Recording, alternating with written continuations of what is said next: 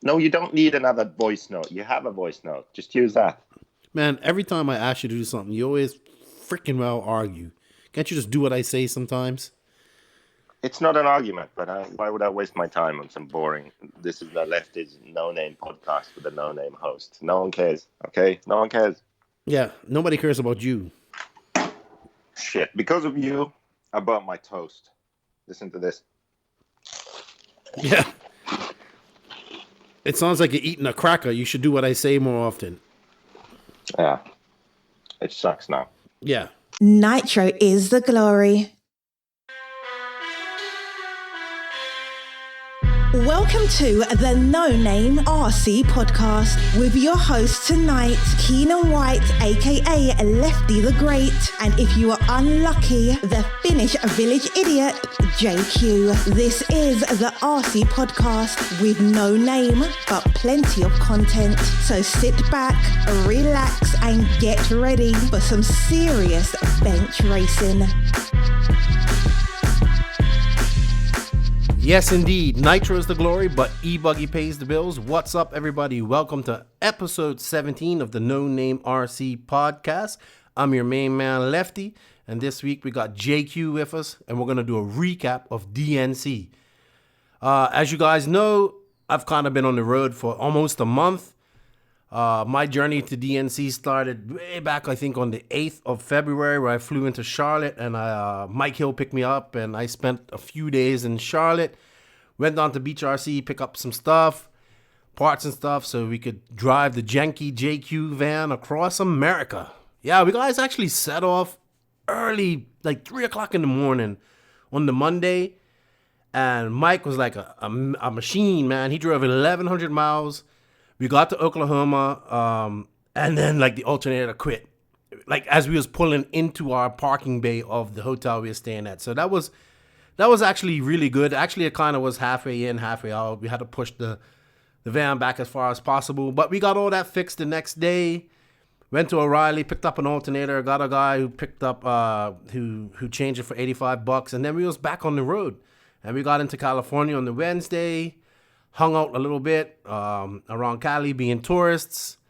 Then started practicing with Joseph and Dagani at Palm Desert, which pretty much where we did all of our practicing this prior to DNC. Myself, well, I didn't practice. I didn't. You know what? People are going to be shocked. But I did not drive one lap at all on this trip. Not even one lap. I didn't even take my car out of the van. I think I probably could have because it still has my engine and everything in it, but I wasn't there to race as usual. I'm there to help out and, do the podcast things as well as trying to manage the team because we did actually have quite a big presence at this race. As you guys know, JQ Racing or hashtag JQ Takeover actually sponsored the race, and we had about 15, 16 guys show up. And I want to say thank you to all those people that showed up and supported JQ Racing. We had a great DNC, multiple podiums, a win in over 40, a win in intermediate e-buggy, and also Dylan, he did pretty well. He drove his JQ to a sportsman finish, but Dylan doesn't really race much. I think that's the first time he's raced in a year and a half, and he did pretty good. All in all, very good. 5 JQ cars in the intermediate e-buggy main, and that's the one that Chris won, and then he started second in the Nitro intermediate main and just had issues and, couldn't come back. Man, congratulations to Ryan Mayfield. I got to eat some crow here. I was saying on the podcast, I think it's going to be a whole European podium, and man, when Ron Falk hit that light fixture, my heart broke. I was like on top of the Connex screaming, "Go Viking, go Viking. I got $20 on you and let's conquer and pillage." And I was getting right into it on top of the Connex. I really we sat up on top of the Connex, watched the final. It was awesome to watch. But Mayfield ran away with it, and he was on a mission, dude. He was on a mission and he accomplished it. So congratulations to Ryan Mayfield. 2009 USA 1, Europe 2. The only bad thing is, for me personally, is that We don't know when we'll see these guys, all these guys race again. That's why RCGP is needed. But it was an epic experience. Then Mike Hill and I actually drove back to Charlotte. I got there last week, late Thursday night. Rested up over the weekend. Went on to Beach RC. Recorded this podcast over the weekend with Joseph. And yeah, I'll be going home on Tuesday, and I'll be happy to get home because, I've been away from my family for almost a month. My little daughter has grown immensely, my son as well. So, my wife misses me, my dogs miss me, and my birds. So, looking forward to going home. But it was an epic DNC. Some great track was gnarly. We'll talk about it in the recap, but the track was gnarly. Video doesn't do it justice how gnarly the track was. But kudos to Joey and the Dirt Crew. They pulled off a miracle, I would like to say, because there was no track when we showed up was it last week? Yeah, it's time for me right now is just messed all up. I don't even know what dates it is, and I'm just, all screwed up. So they did a great job, man. Joey was awesome. Them guys were smiling all the time. It was a great event. I enjoyed the racing. It did suck about not being able to really have that practice track and stuff like that. But hey, this is what happens. We can't control the weather. So we're happy we got to race. It was great. And if you missed it, you missed out on something, I would say. It was good to see all these Europeans over here racing, and they let me down, but that's all right because they've been pretty good all for the last 2 years. So, you can't win them all. But until the next one, and I had a blast. I want to say thank you first and foremost out to Mike Hill, because if it wasn't for Mike Hill, we couldn't have done all of this. Mike, he drove completely the whole way, basically because he says he doesn't like the way I drive. I think I drive pretty good. He says no, so does Joseph, but I don't really care what Joseph says. Joseph's an idiot. But, Mike Hill likes to drive, so he drove the whole way. That's okay. That's fine with me. I've already driven across and back America 3 times on my own. And you might as well say the one time I did it with Joseph, I was on my own because he was too busy talking to his girlfriend in Philippines every minute he had. So no worries there. As for all I gotta say, if you've never been to a DNC, you should go. It's a bucket list race. I definitely enjoyed the venue more this year than Arizona. Hopefully we'll go next year, and we'll see what Joey does with that big space that the track should have been in, and it should be great. So it was good to link up with all the JQ guys, have fun, meet some new guys, and we had a blast, man. Pit games on point. TLR's pit games on point. Kyosho as well. It was good. It looked good. All the pit. I enjoyed it. It was set up nice. It was nice to pit on asphalt. I enjoy driving across America. It's a beautiful country. You see so many scenery. See so much different scenery. You see good things. You see bad things. And traveling with Mike Hill was good because Mike Hill and I talk a lot, and even he got to see things that he's never seen before, and he opened his eyes to things. And hey, it is what it is, man. I love traveling across America. Hopefully I can get up to some more states, man. I really need to get up north more during the summer, and we can do some more racing. We was actually planning on going to Colorado to see a friend of mine, but he lived like 2 hours outside of Colorado, and he's like, if you don't have snow tires on your car, it doesn't make sense coming up this mountain. So, that was a bummer. I wanted to see him. He's a good friend of mine I met through RC, who got me into tunneling, and he works on and off between. He works in Argentina for 3 weeks and then comes and stays in Colorado for his time off. And maybe in the summertime, if I come back to America and I'm going that way, I can go see him. But beautiful drive across. I always enjoy. I'm ready to go again. If you tell me how to drive back across America next week, I'll do it again because that's how much I enjoy doing it. I don't know. Maybe I'm an idiot sometimes. I like punishment. So who knows? But driving a JQ van without no cruise control, without a proper radio, with no backup cameras, no blind spots, heavy, man. We were so loaded.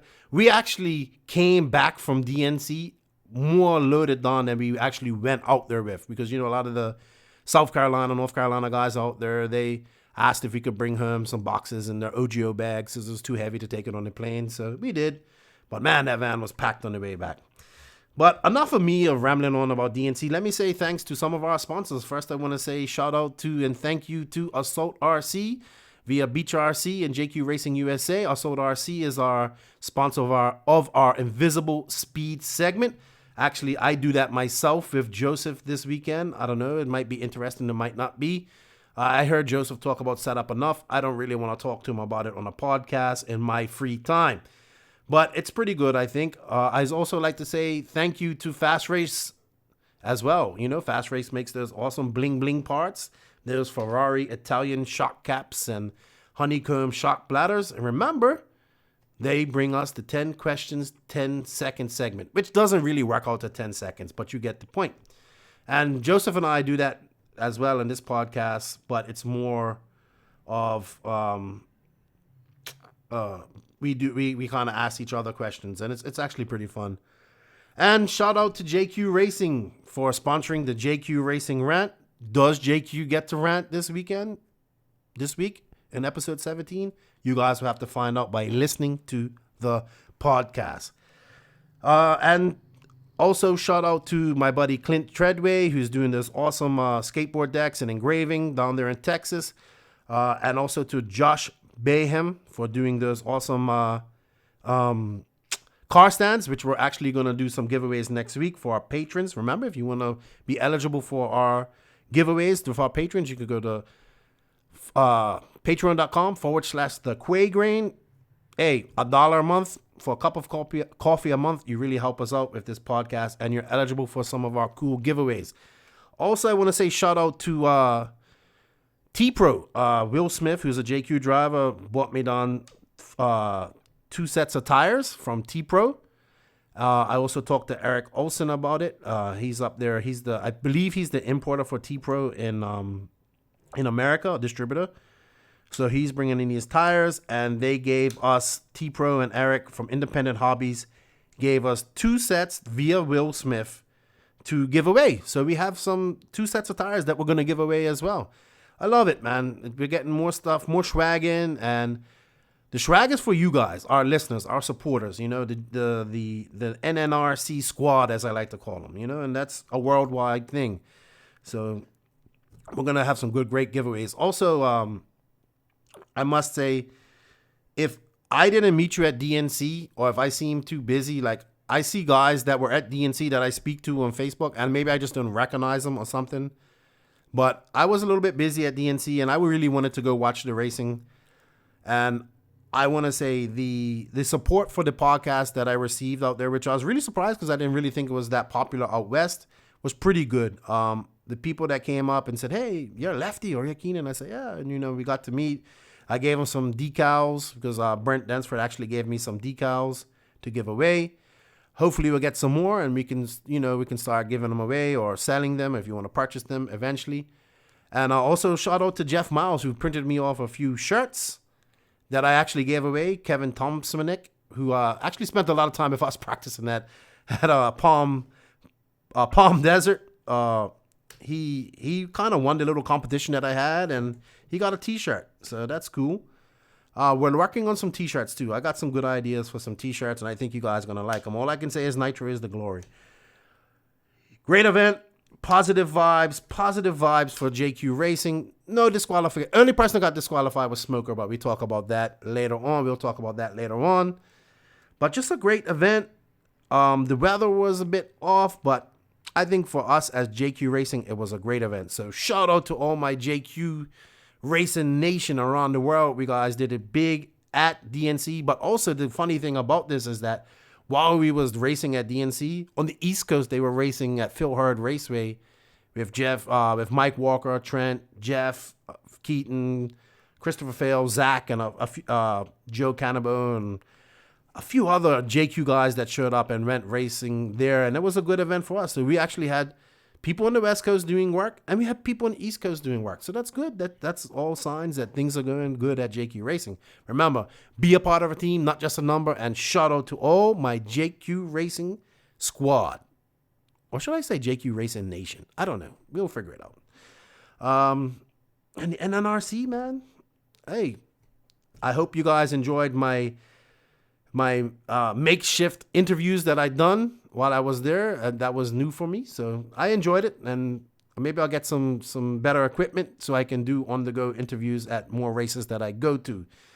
And thank you to all the guys who actually participated in those interviews. So I appreciate it. Couple more shout outs. I want to say, obviously, shout out to Brent Dansford, Beach RC. You know, those are our distributors. We can't do without them. Shout out to Jerome Chambon over there at Donuts RC. JQ Racing Europe in France, as well as Model Tune in England. Well, Ireland, they would say.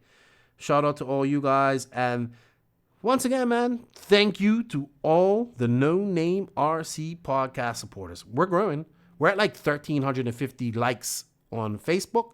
Let's get that up to 1,500, and then we'll give away the skateboard that my buddy Clint Treadway made for me. And don't forget to check him out on his Facebook page. I'm actually going to post up some more pictures of his work. But with that said, PMB is next for us. It's a quick turnaround for me. I'll get home on Tuesday, the 5th of March, and then it looks like I'll be flying back out on the 3rd of April to go to PMB, and that's going to be great. We're going to have a rocket car going. We're going to have a good bit of JQ guys coming up coming to that race, and PMB's. This is going to be my second year of PMB, but my first time doing this 3-day schedule with 24-hour practice. So it's going to be different. We got Max coming, Dagani might come, a couple other guys from out west might come. So it's going to be great. PMB, Race Time Entertainment, Dave Lycum puts on some great events, and I can't wait for that. I won't be at Silver State. I don't know if I'll be at the RCGP race in the Philippines. We'll see how that goes. That's a long flight. And if I go to the Philippines, I at least want to go for 10 days so I can enjoy it as well. So we'll see if my wife lets me go for that long again after I did this month-long journey. But what else? Oh, I got some information, and this is good to see. A guy Josh Garbett hit me up. He's from North Carolina. He's actually going to be putting on a race in November of this year. I know it's a long way away, but I actually found this very interesting because there aren't many big races in November. I mean, most people are winding down and getting ready for the following year, but he's actually chosen to do this race in November, and it's actually going to be indoor. He sent me some information, and it looks like it's going to be a great event. It's going to be indoor in an arena. It's going to be in, let me check my notes here. Yes, actually, it's going to be Veterans Day weekend, November 8th to 10th, 2019, at the Apex Center in Wytheville, Virginia. Now, this track actually has 45,000 square feet of available racing surface. It's a 90,000 square foot indoor arena, so it's probably similar to the size of PMB.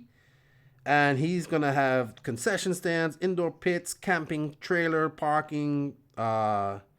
It's close to local restaurants and hotels. He's going to have pro nitro buggy, pro nitro truggy, e-buggy, open classes, sportsman classes, a 40-plus e-buggy, and a 16-under nitro buggy, e-buggy, and e-truggy. Now, if you want any more information, you can contact Josh Garbett at Carolina Scale Racing Sports and get some more information. Check them out at www.scaleracingsports.com. And I think this is going to be good because there's not much indoor racing going on in November. So if you guys got some plans got some free time in November, there's a race coming up. We'll be talking more about this as our podcast goes over the next few months as well, as we get more information. This looks interesting, and it should be exciting, man. But enough of me rambling on. If I've forgotten anybody, like I said, thank you to all the people that came up and showed love for the No Name RC podcast. Thank you for Joey for all that you've done. Congratulations to Ryan Mayfield. And don't be worried. We're going to be knocking out some podcasts here over the next weeks. I'm hoping to get Mayfield on. maybe it would have to be for not this week, but obviously not this week, but the following week. I know they have a race coming up in the Desert Classic, which is coming up, so he might be a little bit occupied for that. But he did say he would come on the podcast, so that's good. And a lot of guys actually said that he would come on the podcast, and I'm moving closer. I know everybody wants me to get Drake on her, and I think we're getting closer and closer to getting Drake on board. He spoke to Joseph and said, learn to tune. And like Joseph is just all crazy about that now. So it's all good, man. I definitely want to have Drake on her. He's a plethora of knowledge, and I would like to hear what he has to say, man. And I think it would be great. So hopefully we'll get him. I'm going to contact him and see what we can do, because I think the people want to hear from him, and it should be good. But enough of me rambling. Let's get on with this podcast. First up is the Assault RC Invisible Speed segment. Please enjoy, and thank you for listening. You are now locked in to the Assault RC Invisible Speed segment. Check out AssaultRC.com for the latest products for all your performance RC needs. Featuring the best lubes and specialty tools on the market. Use promo code LEFTY19 at checkout for 10% off your entire order at AssaultRC.com. So welcome everybody to the Assault RC Invisible Speed segment. We don't have Jeff Keaton this weekend. It's just myself and Joseph. And I thought it would be interesting to talk about how Joseph attacked his setup strategy for the DNC track. What's up, Joseph? What do you think? Tell the listeners how you attacked such a changing track that went from slick and dusty and loose and rutted, then formed a groove, and then had big craters like the moon. How did you adjust to all of this? Well, I think at a race like this, it's really important to have a setup that you're comfortable with. So every driver should have a basic setup that they know works and they are comfortable with. And on the good cars out there, that same setup will work on just about every track with just minor changes. So I think as a driver preparing for a race like that, you should just focus on your driving and driving with your sort of safest and most versatile setup, because that's most likely what you're going to end up with. Because at a race with consistent conditions, you can do a practice run, then adjust your car, then do another practice run, adjust your car again, and you can fine tune what you're dealing with. But at the DNC, every time you hit the track is different, so you can't do that. Yeah. So you have to make a bit of a compromise. Make your car easy and stable to drive, and then stick with that. What was your first change that you made going into practice there on Thursday? Or was it Wednesday? Sorry. Because you actually didn't get much practice on Wednesday. Or was it? No, we only had one practice run in Nitro. Right. So, I mean, yeah, then the next run in Nitro is qualifying. So you can't exactly... And also there's a day of racing in between. So there's not much you can do, really. Mm-hmm. Something that Chris Morale did and I did also was we ran a Nitro buggy front and rear ends on the e-buggy. So whatever changes we did and however the car drove, we would be comfortable with it just switching to Nitro for the next day. Mm-hmm. So the front and rear ends, we already ran them in e-buggy. Right.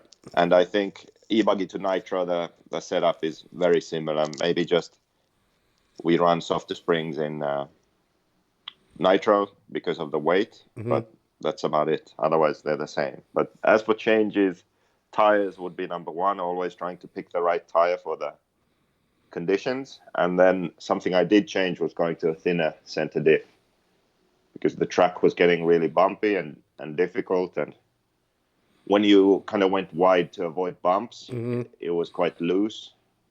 And you needed to accelerate pretty aggressively to make some of the jumps.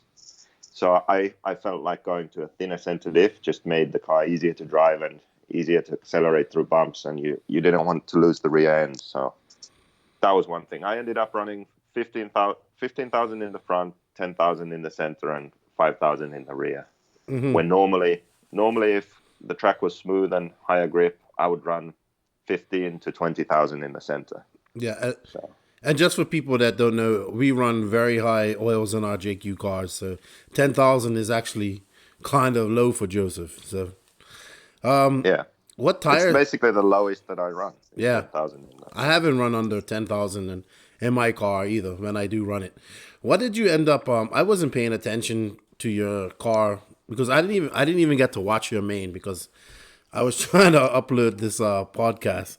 But what tires did you end up going on out there, and why did you? In your main?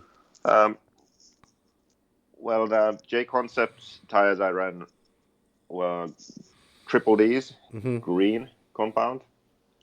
And those were really good at morning and night and when the track was damp. And then daytime, I ran some Pro Circuit tires.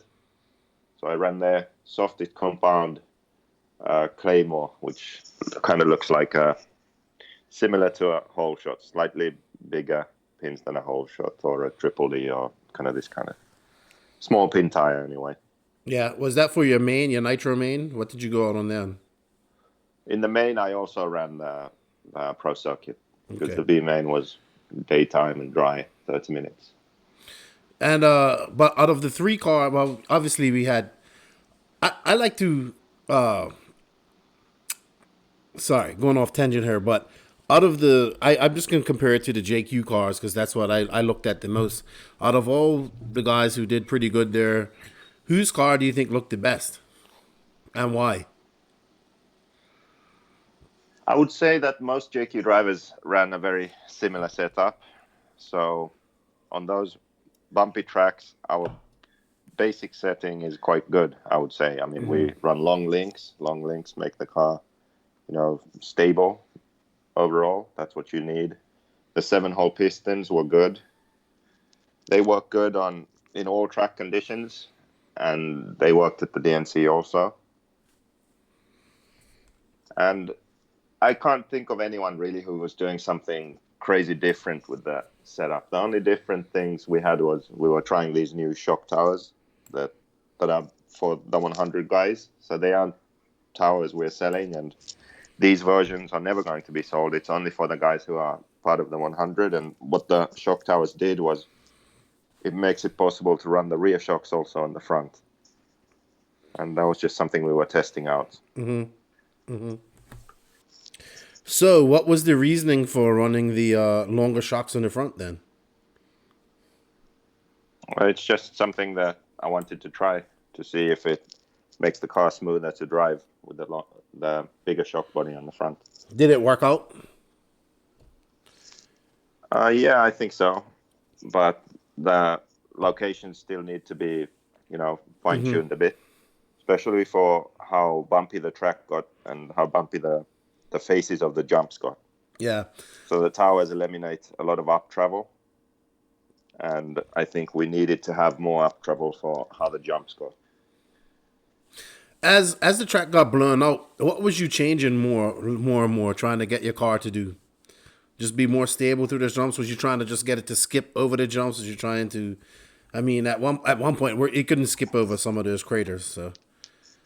Well, I mean, ideally, you would be able to try different things, but at DNC, I mean, there's so little track time, and there's not really much time to make many changes. Or there's not many opportunities to make many changes and see how they work. But on rough tracks like that, the JQ car tends to work with less anti-squat. So we ran 1 degree. We tried even just half a degree of anti-squat in the back. And then you can try moving the rear hub back one position. That can also help in the bumps. Thinner center diff, like I said. Was you With on the shocks, I mean, the JQ gray springs are good, but at the DNC, we felt like the grip was high enough in sections where the gray spring feels a bit soft, so would run something harder. And the Mugen springs are pretty good for that. So we ran the Mugen 9.0s in the front and 10.75s in the rear, I believe. So also with the changing temperatures, you had to go change your shock oils and whatnot because it did fluctuate quite a lot as well throughout the weekend. Yeah, the easiest thing is if you can have two sets of shocks, then you have like a daytime set and a nighttime set. Yeah. So that's something you definitely have to do. Yeah, that's smart. I mean, I watched you and Chris change out your clips like quite a bit actually over the course of the weekend, and you was trying to convince the Greg to run the same thing on his e-buggy, but he didn't. And his e-buggy done good. I mean, he broke it on the first lap, but I mean, he was still able to finish the race, which I thought was pretty amazing. And actually almost get up into third, like up into a top 5 position with a broken shock, like seized up shock. But that was pretty cool. In hindsight, what would you have changed on your car? No, that you can look back on it. What do you think would have worked? Well, actually, I made some changes for the main, and I wouldn't have made the changes. See, that's just the thing. You can make changes and then have it go in the wrong direction too. Mm-hmm. So I went thicker shock oils and harder springs for the main, and it wasn't good. Yeah. I should have stayed with what I had. And other than that, it's hard to say. In my main, I mean, I broke on the third lap. I crashed before the big triple and got hit, and my carbs started leaking. So with my engine running on, and then the suspension being too stiff, it wasn't very good. So yeah. I don't really know that I would have made any changes other than that I wouldn't have changed my car to the main.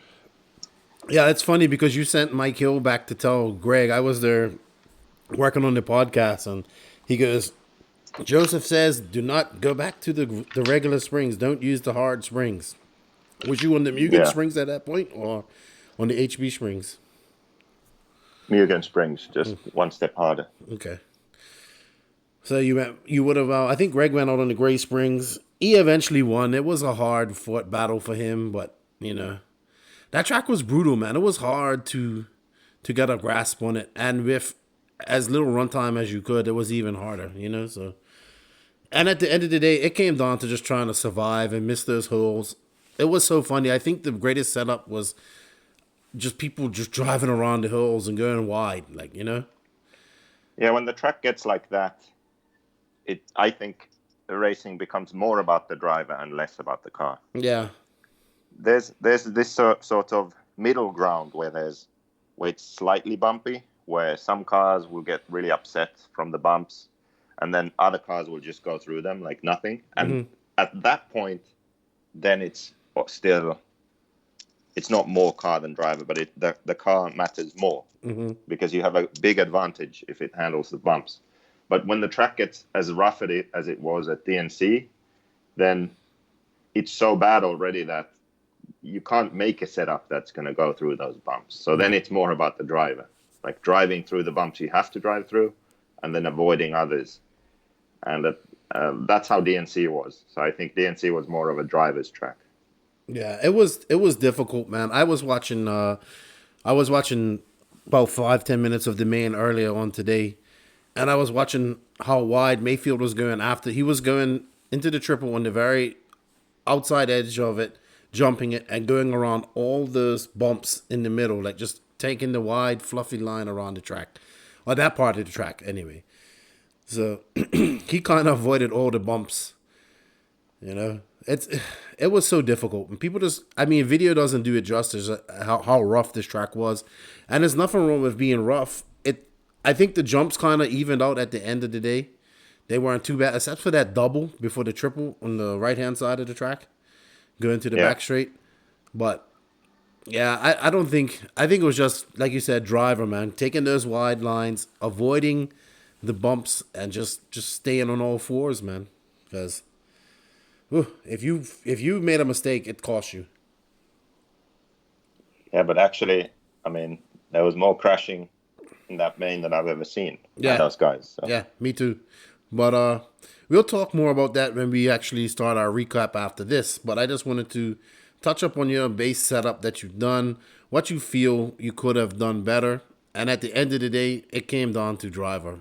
I mean, yes, car setup matters, but that track got so rough, it was just like, man, a car easy to drive was what you needed. Yeah, that's right. So remember that, guys. Easy cars win races.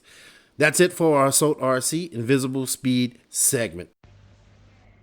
Hi everyone, this is Mike Craddock and you're listening to the No Name RC podcast. Enjoy.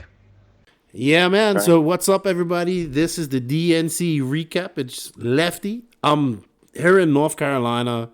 I got back home on Thursday. Mike Hill and I got back home late Thursday night. Joseph, when did you get home?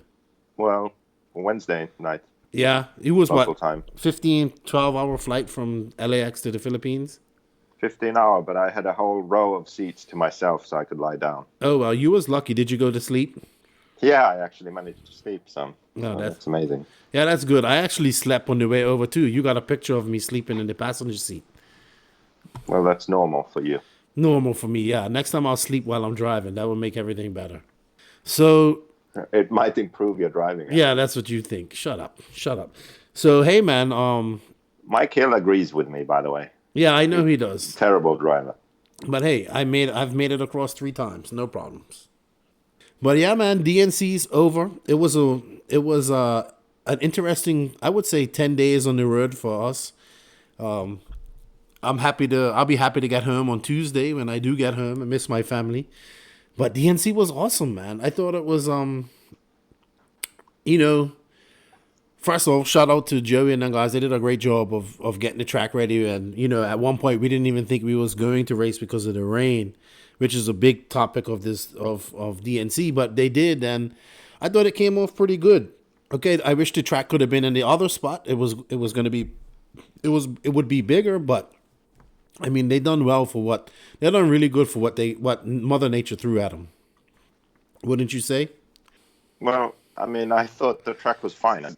I mean, I don't know why it would have needed to be in another spot. It was big enough. I would have liked to have seen it go more long than out. Like, does that make sense? I would have liked to seen it go wider. But lengthwise, like a rectangle, it was more like a square. And Yeah, but I don't know. I know, I thought the track was good. I mean, to have a track after that rain, I don't know. But anyway, if you guys didn't know, if you didn't follow what was going on Facebook. So anyway, Mike Hill and I flew up to North Carolina, I think February 9th or 8th. Spent the weekend here, and then Mike and I headed out like 3 o'clock in the morning on Monday. And Mike just hammered on, and he did 1,100 miles, and we ended up in Oklahoma City the first night, like our first drive from Charlotte. Why would you leave 3 a.m.? Because, I don't know, we was trying to get there in a rush because maybe we thought we was going to hang out. But we'll talk about that in a minute because, I have a bone to pick with you and Dagani. So we ended up in Oklahoma City. It's so funny. I got to tell this story. So we're tired. We've been driving since 3. We got there at about 9. So as we pull up I go in, I check into the hotel, and then Mike says, man, something doesn't look right on the light, like the battery light on the alternator just shot all the way down. I was like, man, this van's just old. I just drove the 1,100 miles. It'd be all right. So we went out to get something to eat. Typical Lefty fashion. Oh, you would have done the same thing. Shut up. It's 10 o'clock at night. What am I supposed to do? So we went out to get something to eat. And as we're actually pulling back, like reversing into the parking bay that we in front of the door, like in front of the hotel room you're staying in, the van just cut out. Mike was like, oh no, it's gone. The alternator's gone or something. So here I am at 10 o'clock trying to push this big heavy van because it's fully loaded. We're trying to push it back into the parking bay because it's actually inclined. I would pay to see that. Oh, it was hilarious. It's cold. So it's this is Oklahoma. It's cold. And Mike and I are trying to push this van back into an inclined parking bay because it was almost in the, how you drive around hotels. So it was almost in the path of cars driving. We moved it maybe a foot and we just couldn't do it. So I had to call the front desk and tell them, hey, our van cut out. It's halfway in the parking bay and it's halfway in the main road, but cars can get by. Please don't tow it. I remember Mike Hill woke up at 4 in the morning. We heard some noise outside. We thought somebody was towing the van. So needless to say, it was a rough first night. Mike didn't get much sleep. I did. I knew we'd figure it out in the morning. So, what can we do at 10 o'clock, 11 o'clock at night? But get some sleep. So Mike goes up there early. We're thinking, we're going to have to jump this van and do all of this. And then it cranks up one time. And we're like, okay, let's go. We loaded up. And you know me, I'm like, it works. It told you it was the gauge, faulty gauge. Told you. You know me. Mike's like, no, let's go to O'Reilly. Let's get it checked. And anyway, it ended up being the alternator. We bought a new one. We found a nice old guy. He changed it for us for like $85, which was cheap.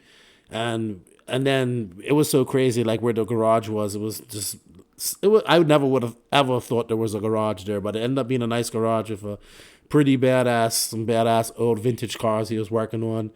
And then within an hour, we was on our way again and chugging along to California.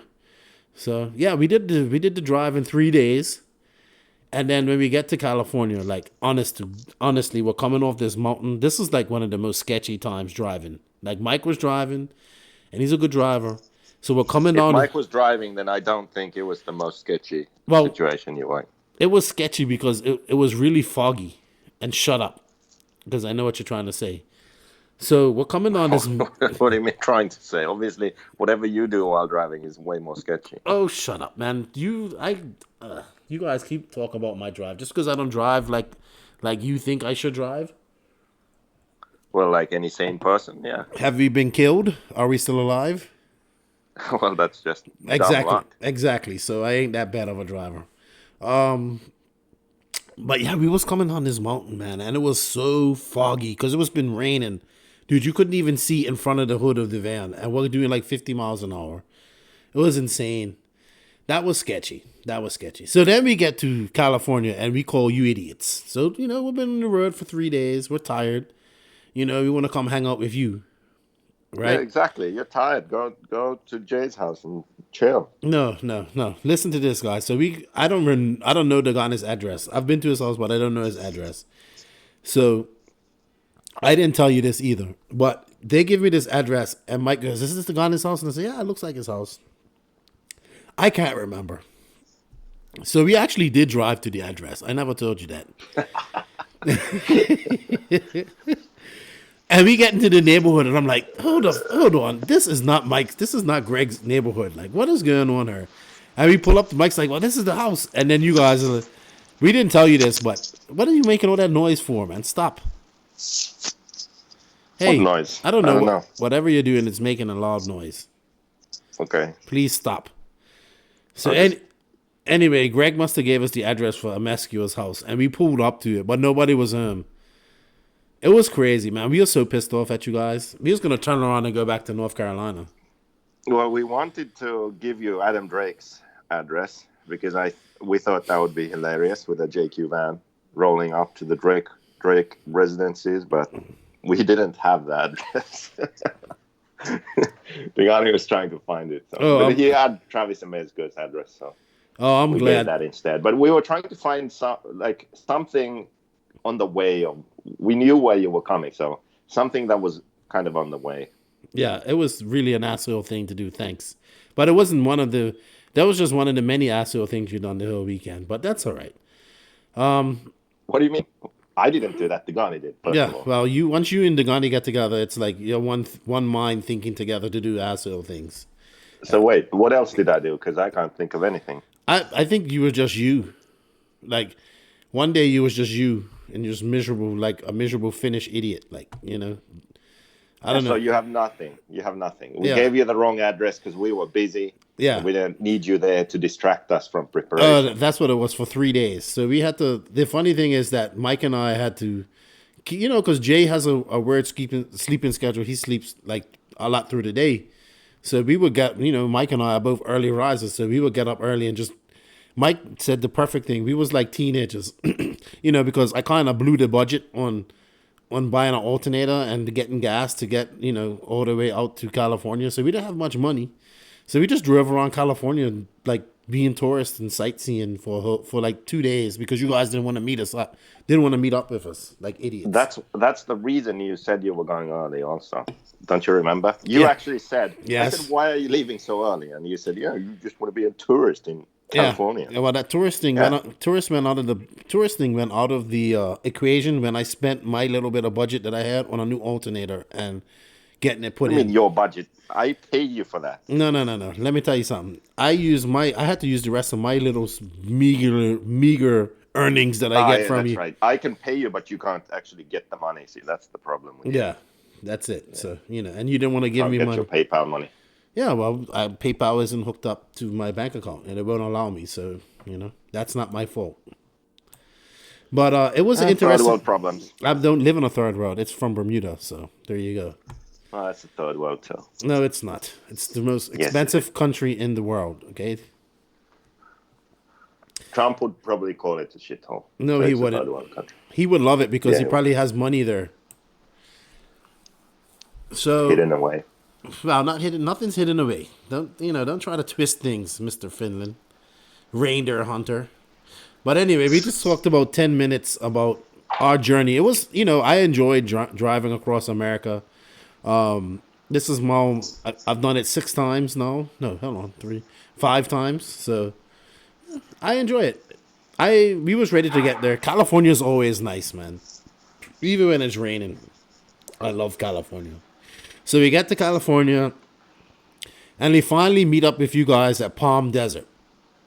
Because that was like the only track that was dry and practicing. So that was pretty fun. That's a unique track too. If you're ever in California and you want to go check out a cool track, check out Palm Desert. It's like on the side of it's in the valley of a mountain, and it's got hiking trails all around it, and it's a nice place to go chill out and drive some RC cars. Wouldn't you say, Joseph? Yeah, it's really nice. Yeah. It's right next. It's got hundreds of. It was like a long weekend, so it was people stopping, taking pictures, watching you guys practice. I think it was fun. I think it helped you guys out a lot. Tebow and Bornhorst were there the second day or the first day? No, it was the first day they were there. First day. Yeah. And then you showed up, and then they decided not to come back. Yeah, they got scared. Yeah, I don't think they got scared. They just didn't want to be around you. But so we did some practice at Palm Desert. Then what was it? We went to the track on the Tuesday Tuesday to set up. And you just got in the way. What, did you even come to the track on? No, you went to Wild West to practice. How was that? I never got to go to that track. It was good. I actually liked it. That's probably how the DNC would have been if it had been in the right spot. So it was a pretty big track, and it was quite low. It kind of got rough. Yeah, it was good. I liked it. Yeah, does it have potential to be a good track there? I know they need a bigger driver's stand and stuff like that, but do you think it can have potential to be a great facility in the future? Yeah. If it stays there, then definitely. Yeah. So Tuesday we set up pits. You got mad at me because I paid E-Clip $25 to fill up the sand buckets because, hey, those things were heavy. Those things were like 90 pounds each. And yeah, so what? Well, you wasn't there to fill them up, was you?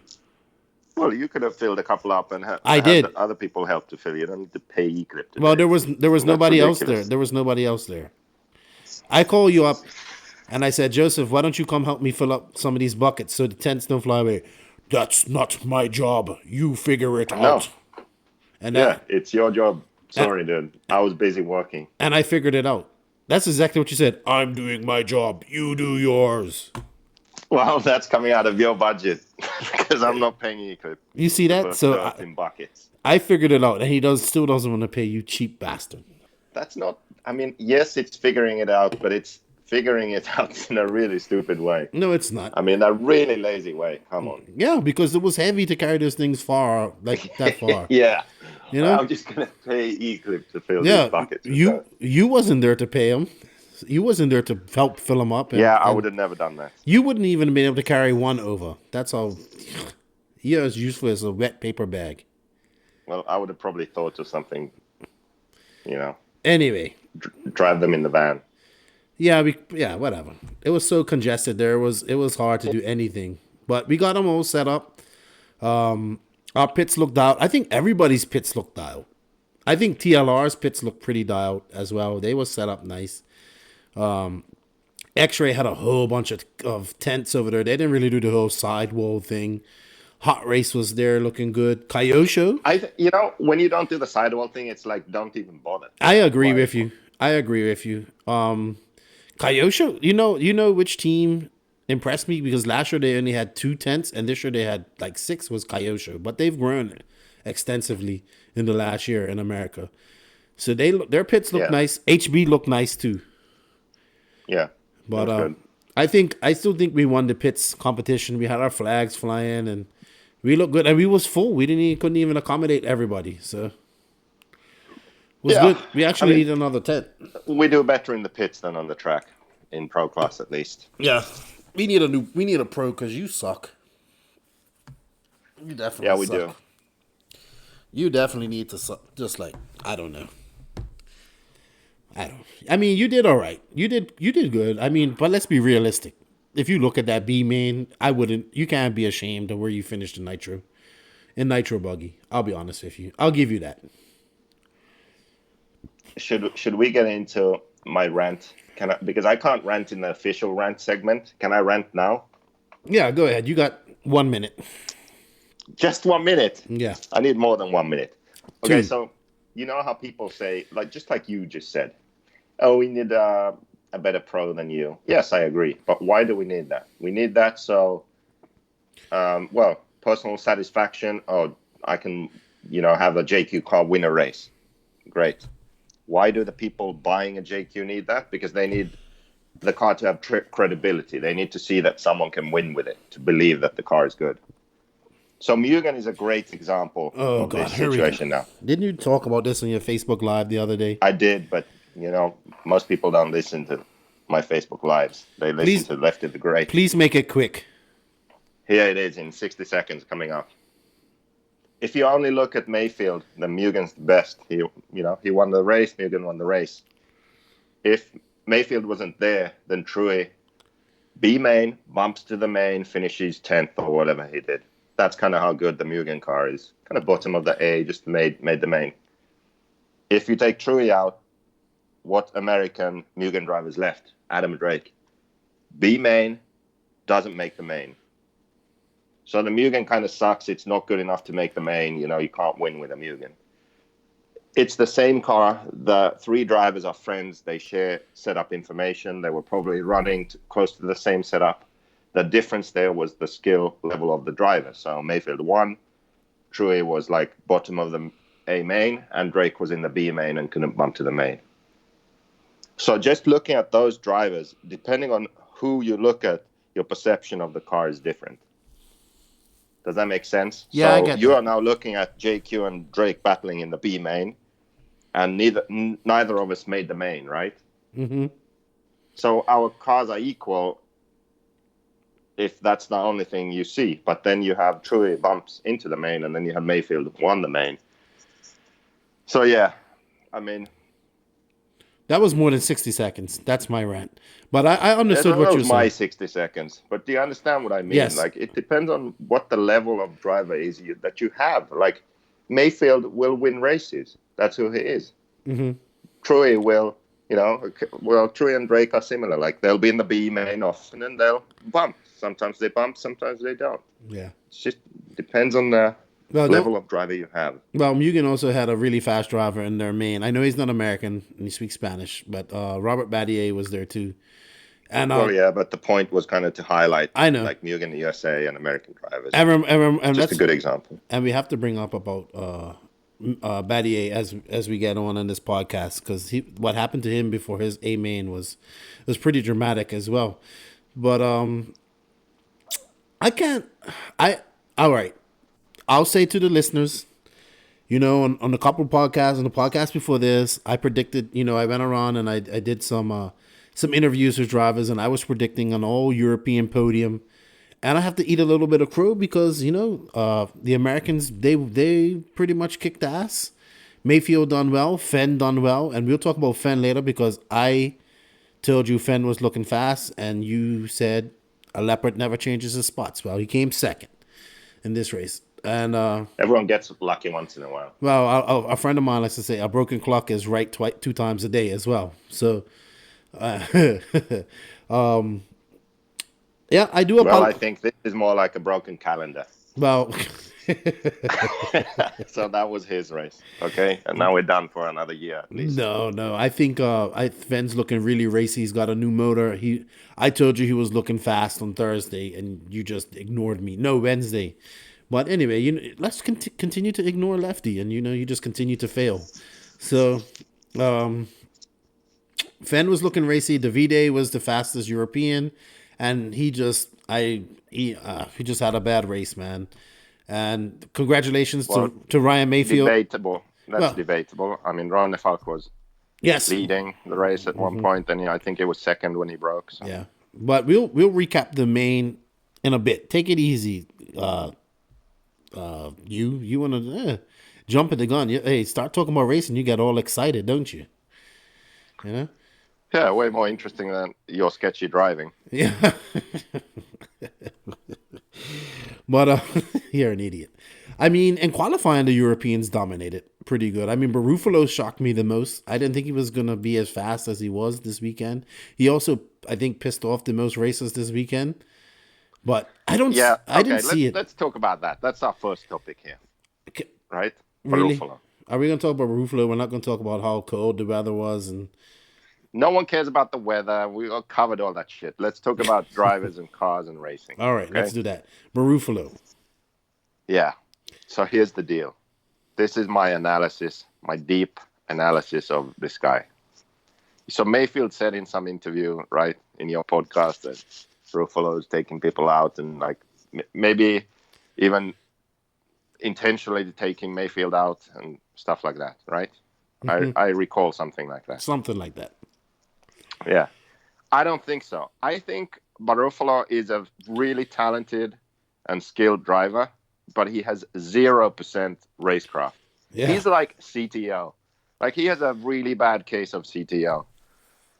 But the kind where he isn't intentionally doing it. I really don't think so. Like watching him, I don't think he's intentionally trying to take people out. Like he's like he has malicious intent. Like, fuck this guy. I'm going to, get by this guy, take him out. No, I think his racecraft is so shit that he ends up taking people out.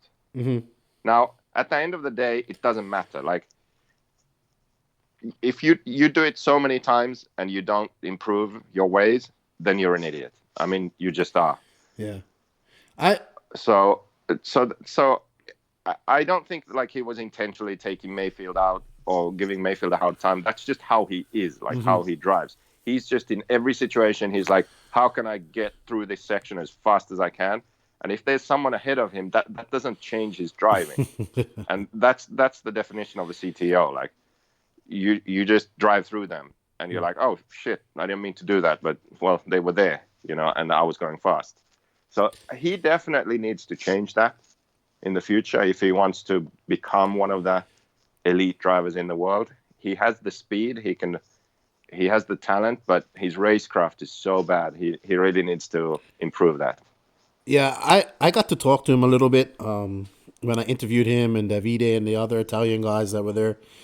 I think he's lacking a little bit of confidence. He's definitely got the speed.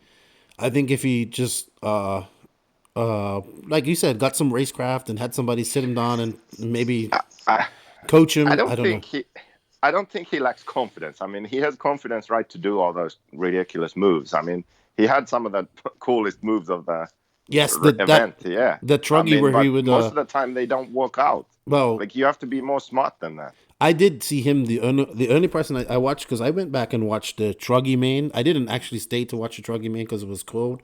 I mean, wanted some food, but I actually watched it. I know it's not the same as being there. I was trying to find out where he was like messing with Joe Bornhorst, but I did say Joe Bornhorst take him out in the triple. But he had this line going through that triple where he would double, single, and then jump up onto the hill almost like and he was the only person doing that. I mean, he actually passed the guy on that, but I mean, you lose all momentum. But he was the only person doing that, and he actually cut a part of the track. I thought that was pretty cool. I think he's lacking confidence because I was talking to him and he was just like, obviously Davide is the main Italian right now and everybody's going to push him. But hey, Barufalo and these guys they aren't jokes, man. They're fast. Well, he doesn't drive like he's lacking confidence. So I don't know that that's a problem. But also his lack of racecraft when it comes to other cars on the track. It affects himself too, because he'll do stupid moves and crash when he doesn't need to. Like if he figures out how to still be fast but not make the stupid mistakes he does, then he could be like an Ongaro. I mean, he could do that. It's just he's ruining it for himself as well as the drivers he takes out, because he doesn't think when he drives. So if he slows down a bit and kind of thinks about what he's doing, pays more attention to the situations he's in, he'll eliminate mistakes. He'll not get some enemies on track, and I think his results will improve. Yeah, I think he was my big surprise, as well as Fen. Fen was my other big surprise for the weekend. But I think when I went around talking to the racers that Sunday morning when I did the podcast, two stuck out to me mostly, which was Mayfield. He was very confident. I think Mayfield was definitely on a mission. He's like, man, I'm gonna end this. I'm gonna take these. Like, I'm gonna beat these European guys. Like, and he did. He definitely did. He handed their asses to him, and he was just super confident. And he was just like in the mood. I was like, all right, yeah, Mayfield's gonna be on as usual. He's pumped. But then when I talked to David, and I've never really talked to either of them really too much, but yeah, when I was talking to Ronafalk, I ended up going over his pit and talking to him for about a half an hour before I actually interviewed him. And he was like, man, I'm going to win this. He was that confident. Like, I got this. That's pretty much what I got from him. I got this. He was super confident, and I was like, good, do it for me because I picked you in the podcast. And Joseph, and he was pretty pissed off that you didn't pick him. So, he said something in Swedish. It was probably something like telling you off in Swedish. I don't know. So. I picked Robert, and you know what's funny? Robert actually messaged me at some point. Was it yesterday or a couple of days ago? And said something like, "Oh, it's nice to see that you don't believe I can win anymore." I'm like, "What are you talking about?" So I don't know where he got that from. Some post or something I made, and I didn't mention him. So I guess they listen to what we have to say. Yeah, so it was pretty cool. He actually even Ronafalk actually even was rocking a No Name RC podcast sticker on his truck. I don't know if he did it on his buggy, but to me, when he took off, I was on top of that Connex with Smoker and Mike Hill, and all we guys are sitting off watching that over by the bathrooms. And when he took off with that lead, dude, I was like, "That's it. He's got this. He's gone." And then he just. So are we talking about the main now? Yeah, we might. Jumping the gun again? Can we go to that now or what? I don't know. Is there anything else you want to add before we go under? I mean, there are some things. No, it's okay. I mean, I just want to talk about it because I don't really get it's like I get excited watching races on video, but to actually sit down and watch this race from up above on a Connex was really cool. And Ronafalk was just going, and then he made some mistakes, but he was just if he didn't make those mistakes when he checked out, he would have lapped the field. He would have lapped Mayfield, I think, man. But, he made mistakes, and then Mayfield obviously caught him, and then, I mean, it was just so devastating what happened to him, man. He, I saw it. He was like halfway on the rail, halfway on the pipe, halfway off, and he was, like how your car gets stuck on the pipe, kind of like, and then it came off, and it went on the outside of the track, and he just tried to race down the track and get on the track on a different spot, and he hit that damn light station, man. I was like, yeah, this was at the back of the track, but yeah. I don't know. It was such a weird mistake from him, not ending up on the pipe, but just being in such a rush that he didn't even kind of get back on track. I saw the whole thing, and I'm like, what are you doing? Somehow it was such a stupid mistake.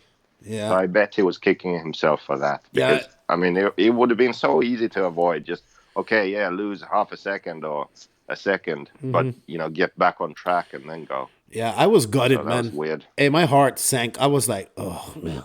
And we was placing bets up there, too. So Smoker's like, you got to pick two guys, and you got to combine their scores. And I picked Ronafalk, and I picked, who else did I pick? Barufalo. So I kind of lost my money. But not the best pick for that, man. I definitely think had Mayfield had Ronafalk not done that, it would have been a much more exciting main. I think him and Mayfield would have battled to the end, but it didn't happen, and that's racing, man. People can say, well, there should have been hay bales out there and stuff like that. Yeah, there probably should have, but he kind of hit that at high speed too. That wasn't a love tap. He was full wood, and he hit that. Yeah. It was a shame that he broke because it just made the race less exciting because he would have been one of the guys up there racing. would have been fun to watch for sure. Yeah, but after that, I mean, Mayfield just kicked it into slingshot mode, and that was it. I mean, Davide tried to mount a comeback, but just making too many mistakes, and then he started doing the triple, and he doesn't do the triple. He wasn't. Here's the thing you guys have to understand. Ongaro was not doing the triple, and still one of the fastest, if not the, well, he TQ'd. You know? So, he started doing the triple. But he started doing it in the main. Yeah, he started in the triple in the main, and then you could just see he was just driving way over his head. I honestly think, and I'm not making excuses for him, but I think the lack of night racing also affected him. Well, yes, but I think the lack of night racing affected him because they made the wrong decisions for the night race. So they ran double down soft compound, so the tire was too hard. And then I think they didn't realize how slick the track gets at night also.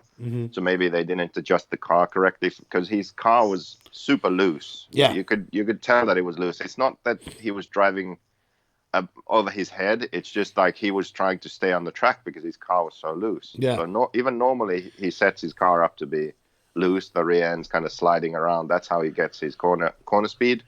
But then with running a tire that was too hard, with the track getting, slick at night, it just made it too difficult. And also it was getting quite dusty in sections. So that's probably why he stopped double singling, because it was so much slower. There was so much fluff when you did that, and the bumps on that next corner where you had to go if you double singled to make up time you lost because you didn't triple to kind of even it out. You couldn't go there anymore. So double singling just was slower. So I think that's why he started tripling. But towards the end of the race, just to show how loose his car was, he hit another car and was at a dead standstill, a stop, and then just tried to go, and the car did a donut. Like, instead of just going straight, the car literally just did a donut, and then it tried to recover and it did another donut, and then it went. So he did like 2 360s and then kind of started fishtailing his way on. Like, that's how slippery the car was. It was crazy. And that happened right in front of me too, so it was funny to see. Yeah. But yeah. And that's why I think he suffered. And then at the beginning of the race, another favorite of to win this, Robert Battier, like, he had I was reading about it today, he had a carb seize up on his motor or something like, oh, not a carb. He had a carb break. I don't know what happened. Maybe it seized up the plunger. Did you know if he actually went back and got a whole new car before that? Because he had to go retech after that too. I don't know, because I never heard about that until after the race. I was already home when I heard. So I actually didn't know. We were just wondering with Degani why the warm-up was so long. Right.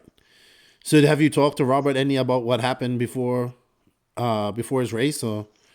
No, I don't know what happened. Well, apparently that's what happened. It was on Facebook, but I mean, that's pretty, that's crazy, man. That would psych you right out before your main. But I mean, he did pretty good. I mean, he had glimmers of brilliance too, and I was hoping maybe he would come back and get in the top 3, but it just didn't happen. Because it was just amazing, dude. Like when Mayfield started lapping Ongaro, I was just like, oh my God. He's like, Mayfield's on a mission, dude. He's like, I am going to beat these European guys. I'm going to win this race anyway, but I don't care. I'm going to demoralize and just conquer. That's what he did. And he did that at that race, So it was good.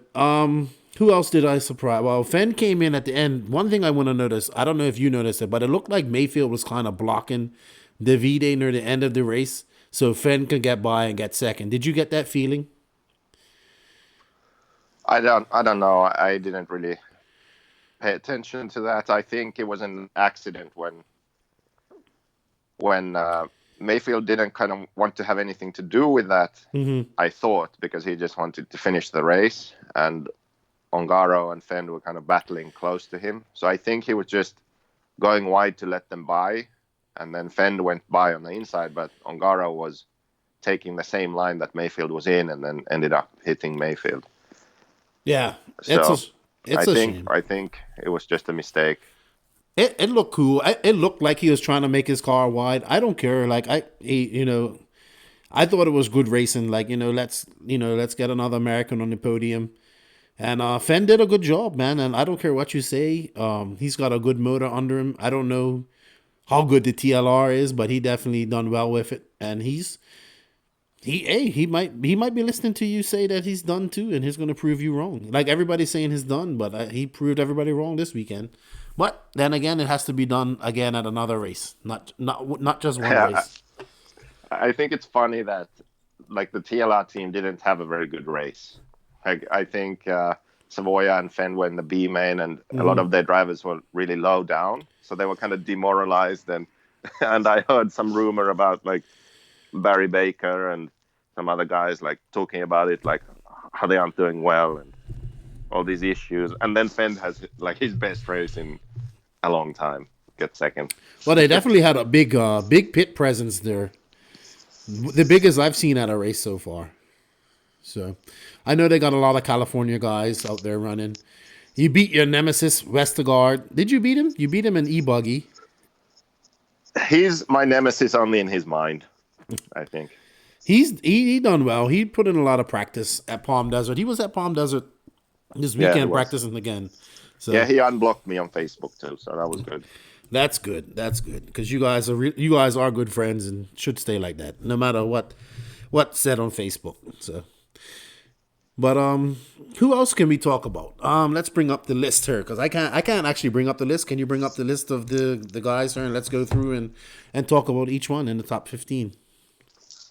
Okay, well we covered some of them already. Mm-hmm. Should we just start? Well, Mayfield, you already spoke about Mayfield. He did great. Dominance. Pure dominance, dude. I can't explain. There's something I wanted to bring up. First time I'm seeing him run the white bodies. Yeah, maybe he's getting old. I was thinking that. Vision. Yeah, getting older. You can't see the car at night. Yeah, way out there on that track, the white. Hey, it happens, man. But he still dominated.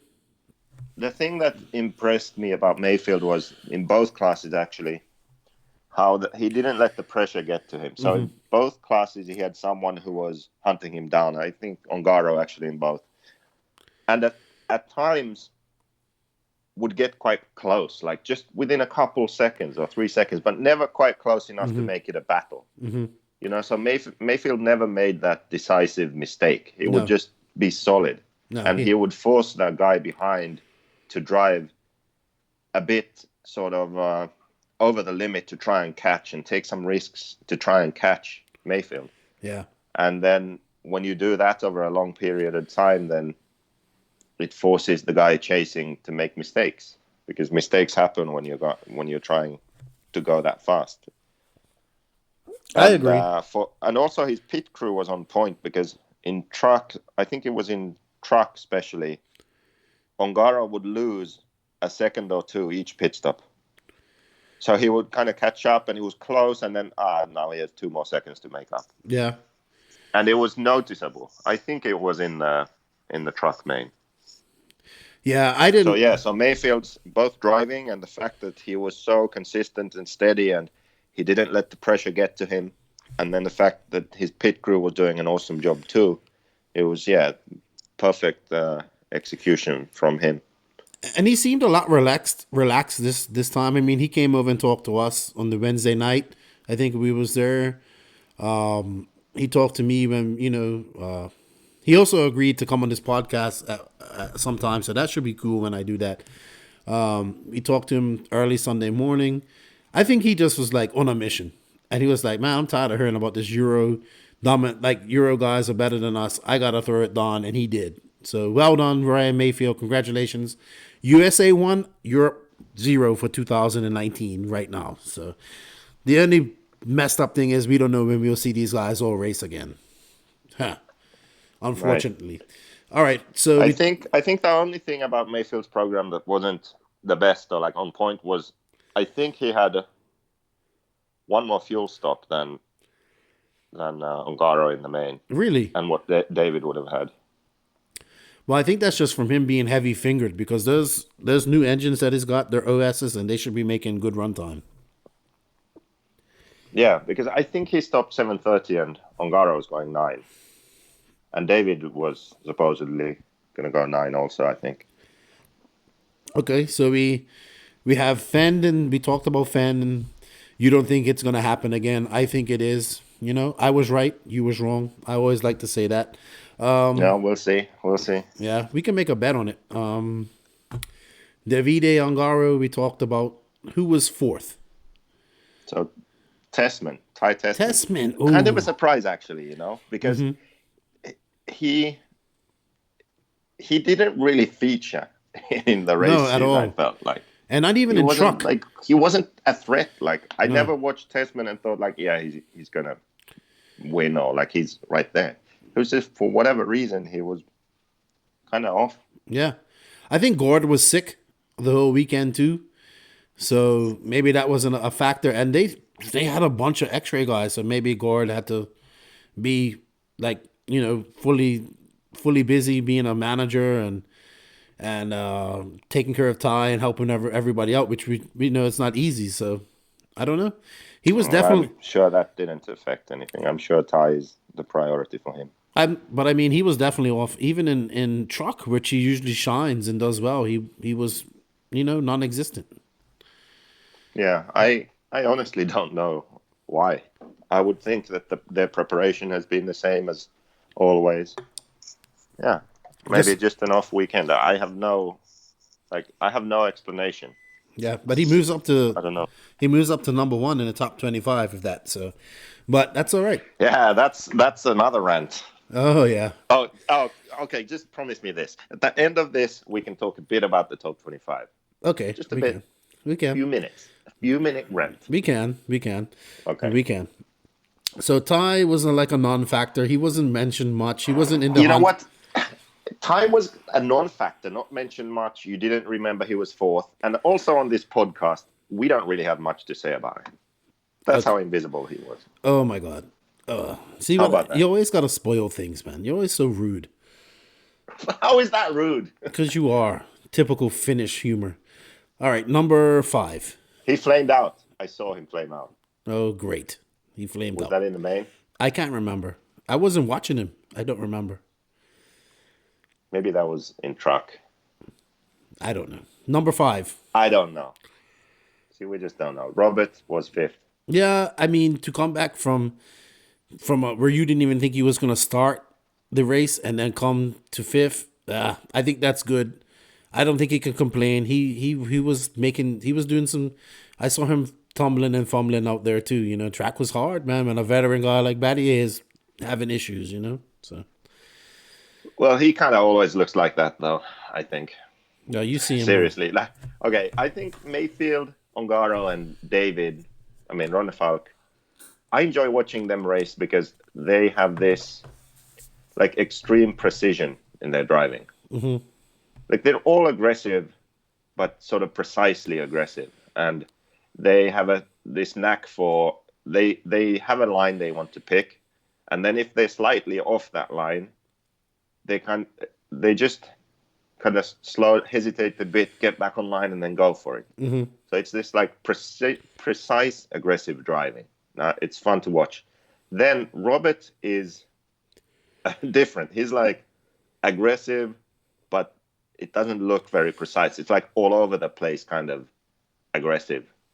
Like, it has a different look to it when you watch Robert drive. You know, his tires are ballooning and he's just punched out of his mind often.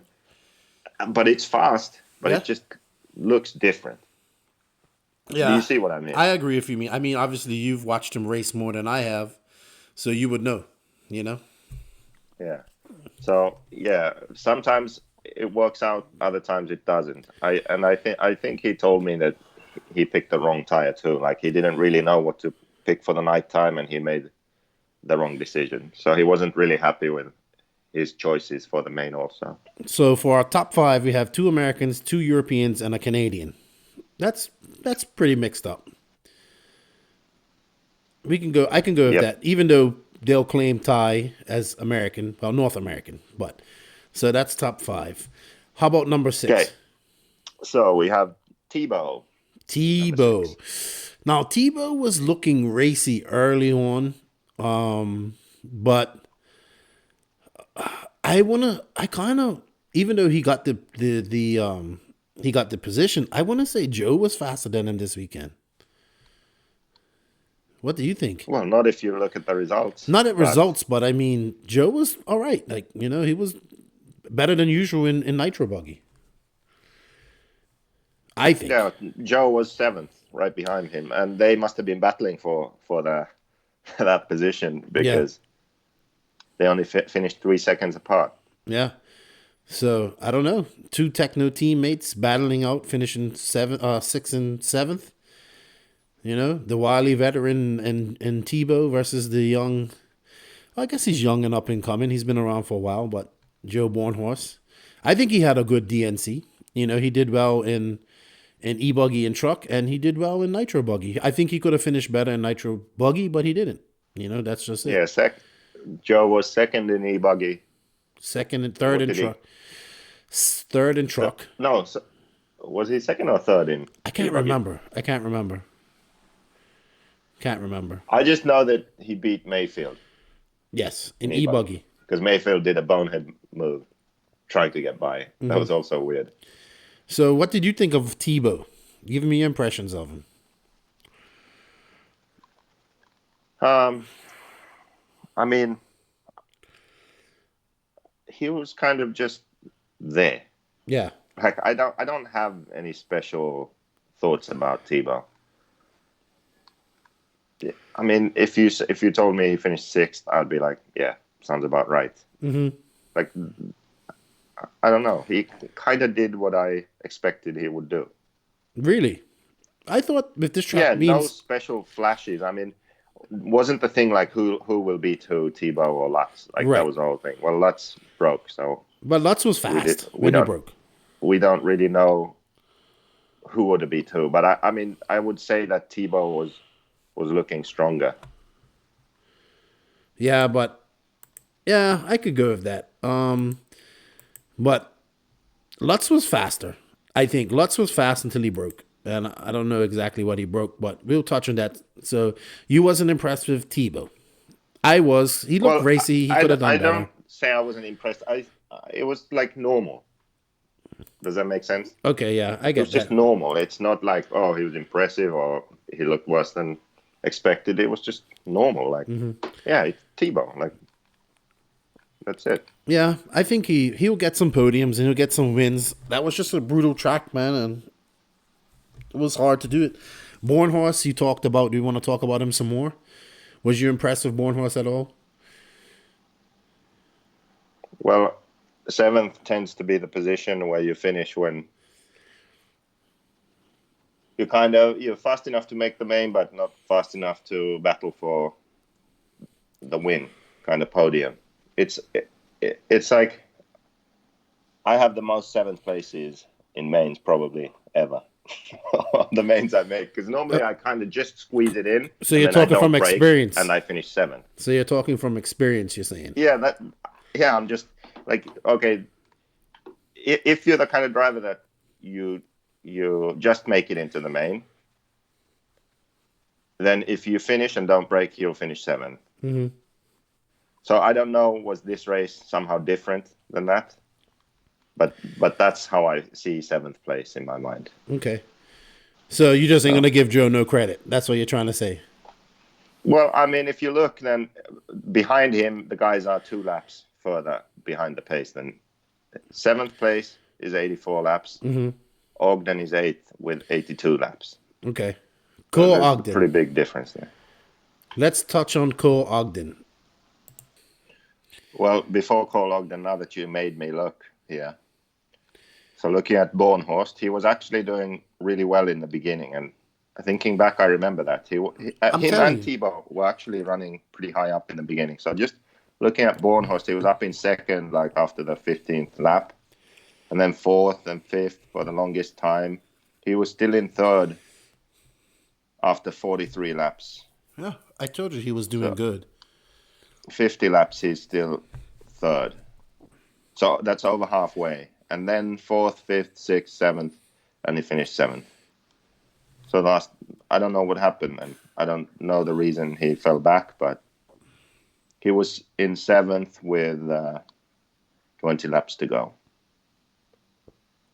So he was running top 5 for most of the race, and then he finished 7th. So I don't know what happened. Something went wrong. Bad crashes or some problem somewhere, because his laps were fine towards the end. Well, anything could go wrong on that track, but maybe he just had something, I don't know, maybe his tires went, or who knows. Yeah, so basically, I think he was doing better than what his result shows. That's what I was trying to say when I first started. Yeah. So I was right again. I said it for you then. I was right. No, that's what I said. It was it? I said that about Tebow. Who was it? Yeah, I said it about Joe about Borges. Tebow. Yeah. So well, yeah, maybe, but I think it's, if you just look at the times here, it seems like Bornhorst was doing better and then ended 7th, and that's kind of what you said, didn't you? That Bornhorst was faster than Tebow. So I'll give you that. Okay. Well, thank you. Thank you. You're so gracious. You gave me a compliment. That I was right. Hey, you guys should note that down, what time it is. Joseph said I was right. What is it, the 4th of March? Yeah, it is. This? Yeah, it is the 4th of March. It is time. Okay. Yeah. 13 minutes past 3 on a Monday. Okay. I noted it. It's 13 minutes past 2 a.m. here in North Carolina. So. Oh, wow. Yeah, you got me up late, drinking Modelo's and talking about DNC. Let's move on to Cole Ogden. Cole Ogden makes the main, kind of does what he's paid to do. Hot race. I don't know if he picked the right tire or wrong tire. I don't know. He kind of was hovering around 10th place throughout the race and finished 8th. Yeah, typical where I kind of expected Cole. He didn't make the main. Did he make the main last year? I believe so. Wait. Last year. Well, I don't remember last year. I wasn't racing last year. Oh, yeah. Well, I mean, Cole is another guy who I think who has great potential to be good. But I think, I don't know, he's getting older now. He's going to have to start putting in that work to get to his potential. I know he was saying that he's going to be going to France for the HB race, and then I think he's going to stay in Europe for a month with David and do some practicing.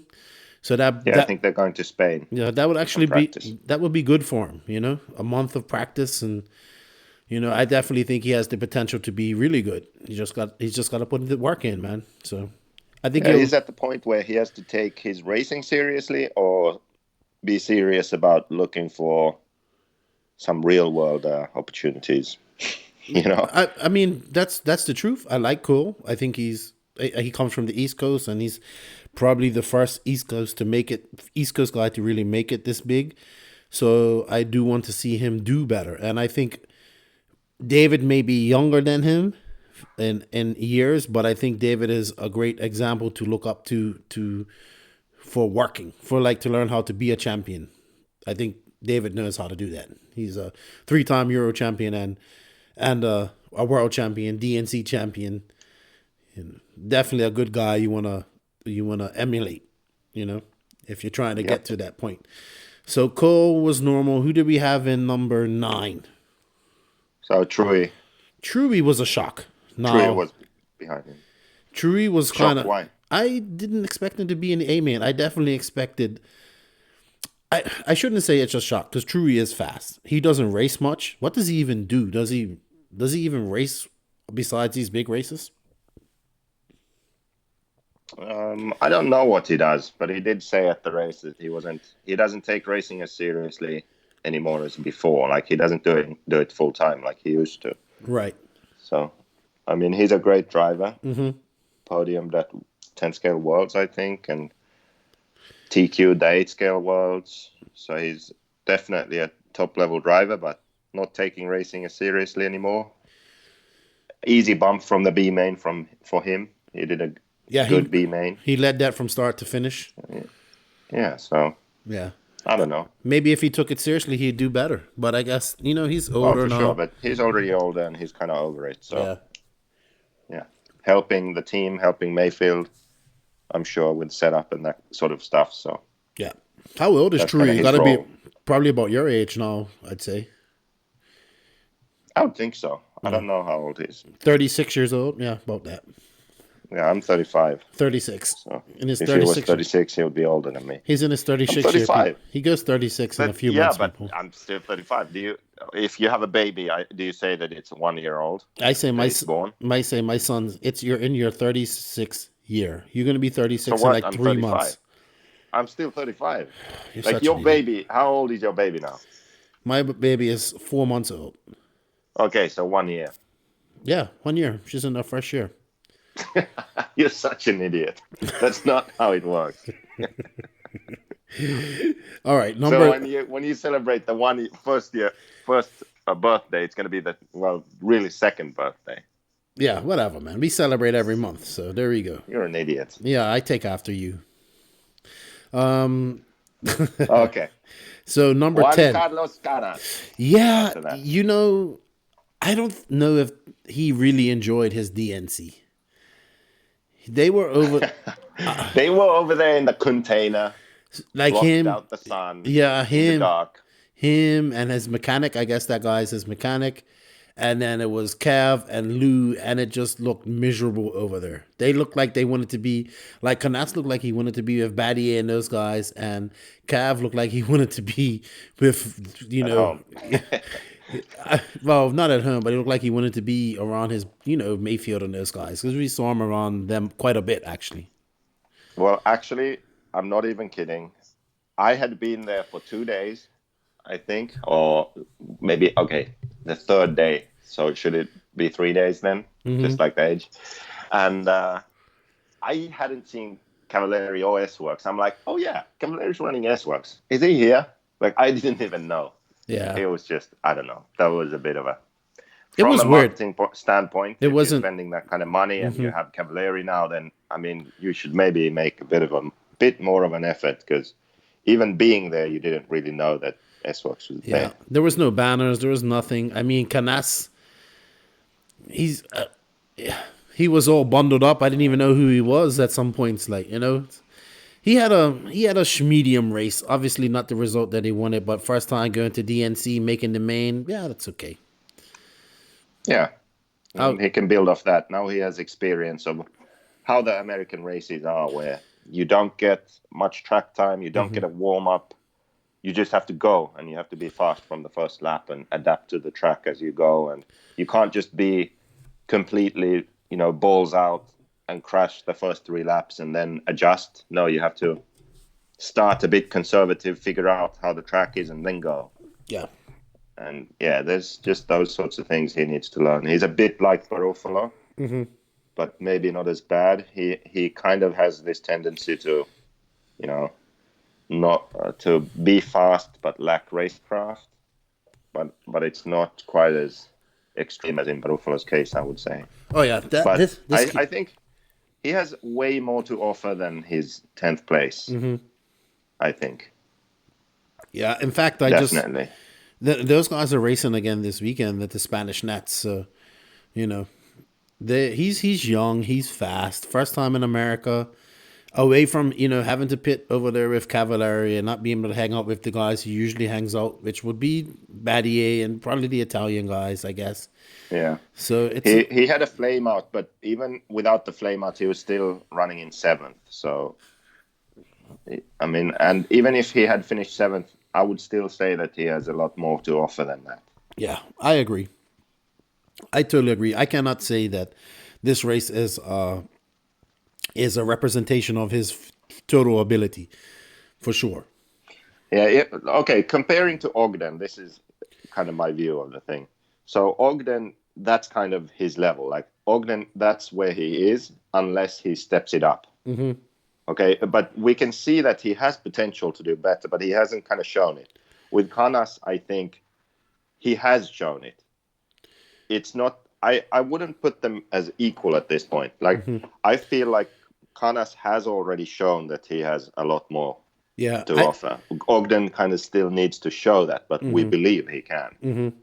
I think Canas can beat Ogden if they race again tomorrow. You know what I mean? in my opinion. I'm sorry, I like Cole, but Canas is just that fast, I think, in my opinion. Yeah. So if they were to race again tomorrow, I'd probably still bet on Canas to beat, if we just talking about these two guys. So I get that. 100%. 110%. Who's next on the list? Number 11. I want to say Boots, maybe?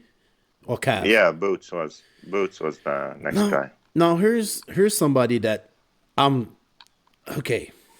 I really like Boots. He's young, 23, 24. He's got the Kyosho. He's I think he's living in Italy right now, right? Yeah, he is. I think, I'll be honest with you, he's not racing as much as he used to when he was living in England, correct? I don't know. I honestly don't know how much he's going to the track, how much he's practicing, what he's racing.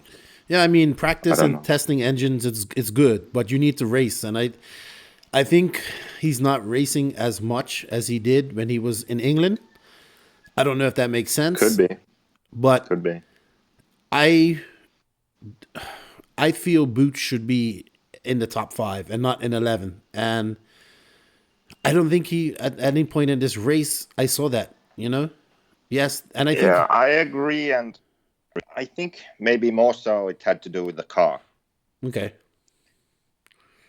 And, in e-buggy, he broke the first 2 runs, and then only had 1 qualifier, and then I can't remember where he finished then. But then I think in Nitro, he just never got to that comfort level where he can do what he normally does and kind of just, drive aggressively, be fast. I don't think he was fully satisfied with the handling of his car. Yeah. That's what it looked like to me. Yeah. I think out of all the guys we talked about, Elliot Boots is probably the most punched of them. Maybe besides Barufalo. I don't know. I had him in my top 5 at least, and he didn't come through. So just another bad weekend for him. Maybe he needs to, I don't know, maybe go to Spain and practice for a few months. I don't know how the weather is in Italy. I definitely should be similar. I definitely want to see him live up to his potential even more. So I hope we can say I was just hoping for a better performance at DNC. I'll be honest with you. I'm disappointed with Boots' performance at DNC. Yeah, and I looked at the wrong laps when I said Canas must have had a flame out. So that was actually Boots. Canas didn't have any long laps, so he was just around 10th place the whole race. But Boots was the guy who was up in 7th, and then he had a flame out. Okay, well then we can look at that too. But I in my eyes, he should have been higher than 7th. Well, I'm just saying flame out, but he had a long lap, like 90 seconds. So I don't know what happened. Okay. So anything else you have to say about Boots before we move on? No, nothing special. I mean, he's just another guy that he was there, but he didn't really feature ever as a threat, I think. Okay. So number 12, who do we have? Cavallari. Cavallari, the GOAT, as I like to call him, the greatest of all time. Well, kind of what I expected.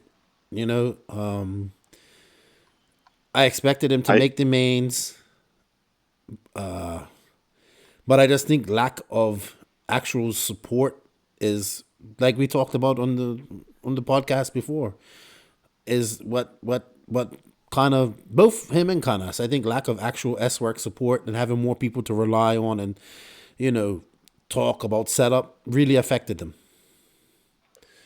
Well, I think there wasn't much time for him to prepare, or maybe there was time and he just didn't put aside time to prepare. But I think the days that he was supposed to go and practice, it rained. There's been a lot of rain in California, so he's running 10 scale and 8 scale. And then when it was time to prepare for 8 scale and run the S-Works, it was raining. So he didn't get very much track time with the cars.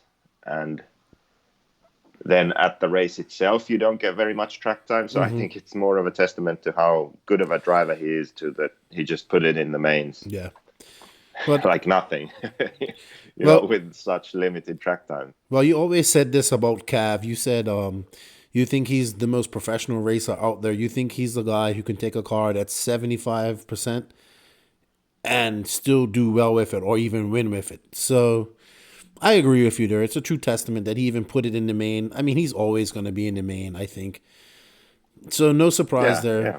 He could have done But better. I think if you give him more time and if he has the motivation to practice and test and dial in the setup for him, then he should be able to do a much better job. And I think that's what S-Works are hoping, because if you're S-Works and you send drivers to the DNC and they finish 10th and 12th, then that does nothing for you. I mean, the only thing it does is two idiots talk about it on a podcast, right? Yeah. But if we weren't talking about this, no one else is talking about this, right? No, it's So kind I of just don't flying think under that the radar.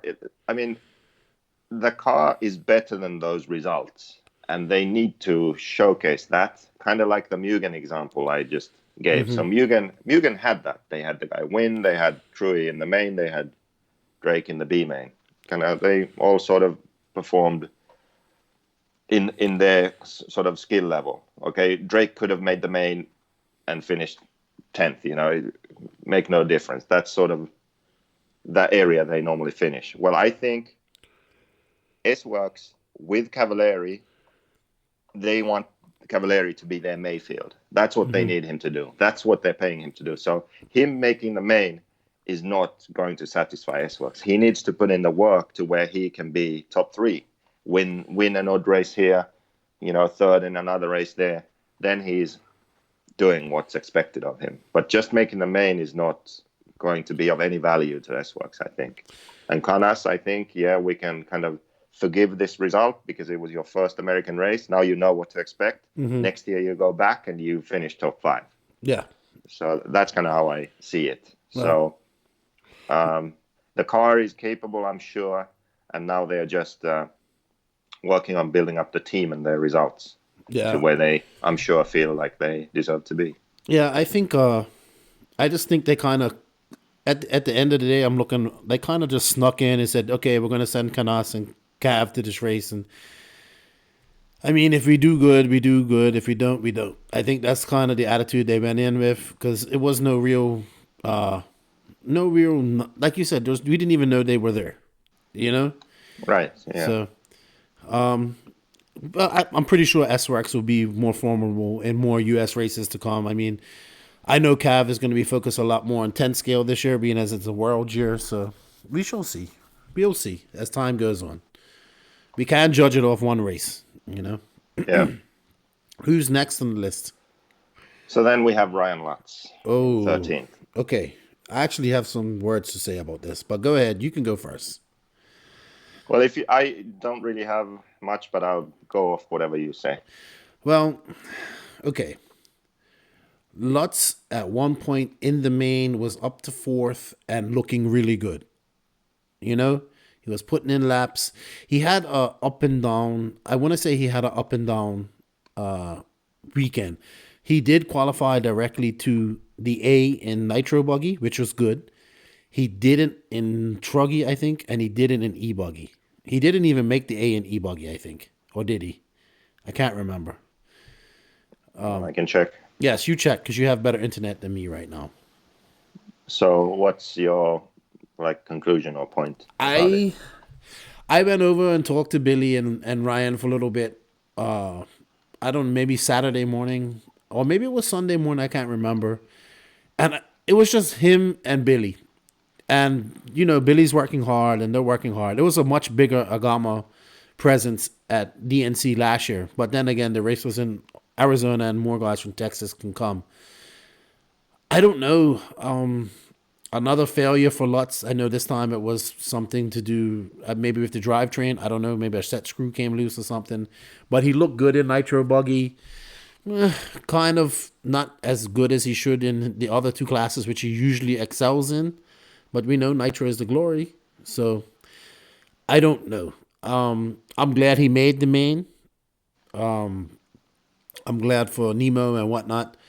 But I think it kind of, he had to do well as well, Not just, okay, he had a DNF, but he had to do, he didn't need a DNF. He needed a top 5 finish or a podium finish at the most.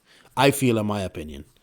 So now they go back to the drawing board. They did a racer at Thornhill this weekend, and he finished first, which is cool, but he needs to get those podiums at these bigger races. And I don't know. It just seems, once again, it comes down like Billy was there racing and he was there, and that was the only real Agama cars there going. And I don't care what anybody says, man. Even the normal guys can give some sort of advice, you know. So here's my radical take. Okay. That's where Lutz kind of belongs at these big races, I think, now, where he finished, like at around 10th. Really? These races with everyone there. Not because he isn't skilled or talented, but because he doesn't put in the time and the practice and the testing, because he doesn't have the time, I think. Well, I think what Nemo Racing and Agama can get with Lutz is all these, you know, races with not everyone there, like even some big ones like AMS or PMB or these types of races, and then all of these like the Thornhill race, which was smaller. Lutz can go there and he can win them. But if you take a DNC with everyone there, then he's not going to. I really don't think so. Well, so it's almost like there comes this point where you think, like, what's more valuable, to go to all the races where he can win, or to go to the big races where it looks like he can't? Like, either put in the time and you know, work on your mechanical ability so you finish the races, and then go to the big races, or then go to more of the races where he can win. Do you see what I mean? Yeah, I get what you're saying, but I do want to say something, that him and Billy have been testing quite a lot. You know, even prior to this race. In fact, I don't believe he even went home. I think he went straight to Texas and then went on, and they've been testing all weekend. So they've been putting in the work. I think he just had a DNF. Something came loose or something happened, you know? But I get what you're saying at the end of the day. Do you go around and focus on these little races where you're popular and you can do well, or do you go to these bigger races where I think he can still do well? You think he doesn't, but I think he can. But I think at the end of the day, the lack of even having some other drivers to bounce ideas off is a big thing. I mean, I watched us in our pits, and everybody was communicating and trying. Even, you know, people that were running sportsmen that were there, they were like giving advice and thinking what they were saying. So it's even harder with just two people. You know, just imagine just Billy and him, and that's it. That's all I know that I think that was there, that I saw. It might have been some more people. If there was, I'm sorry, but I think you're wrong. I think they are putting in the work, and I don't know, man. I think they needed a good showing this weekend. And I mean, they're still going to do good. They'll do the PMB races and all that stuff. Well, it's just talking to Lutz directly. Like, he always says how he doesn't have time really to practice, and like he goes to the races and then doesn't have time to practice between the races. So I'm just thinking about that. Yeah, I don't know, man. I just think, unfortunate. I don't know. I mean, it will be interesting to see how he does now. Yeah. This year at all of these races where everyone was there. Well, I guess Tebow wins the first matchup. Yeah. Well, it's 2. They've had 2. So they had what was the first one? SIC. I mean, they were the only, him, Ogden, and Lutz were the only pros there, but they battled, and then Lutz had a engine issue or ran out of gas or something. I can't remember. Okay, so Tebow leads 2-0. Yeah, it's 2-0 to Tebow right now. But then again, Tebow inherited. Tebow kind of went from Tebow kind of went from what? Okay, not saying that Kyosho has a small presence, but when Tebow was a part of him last year, it was still pretty small. So now he's gone from Kyosho, which had a big presence this year, I will say that.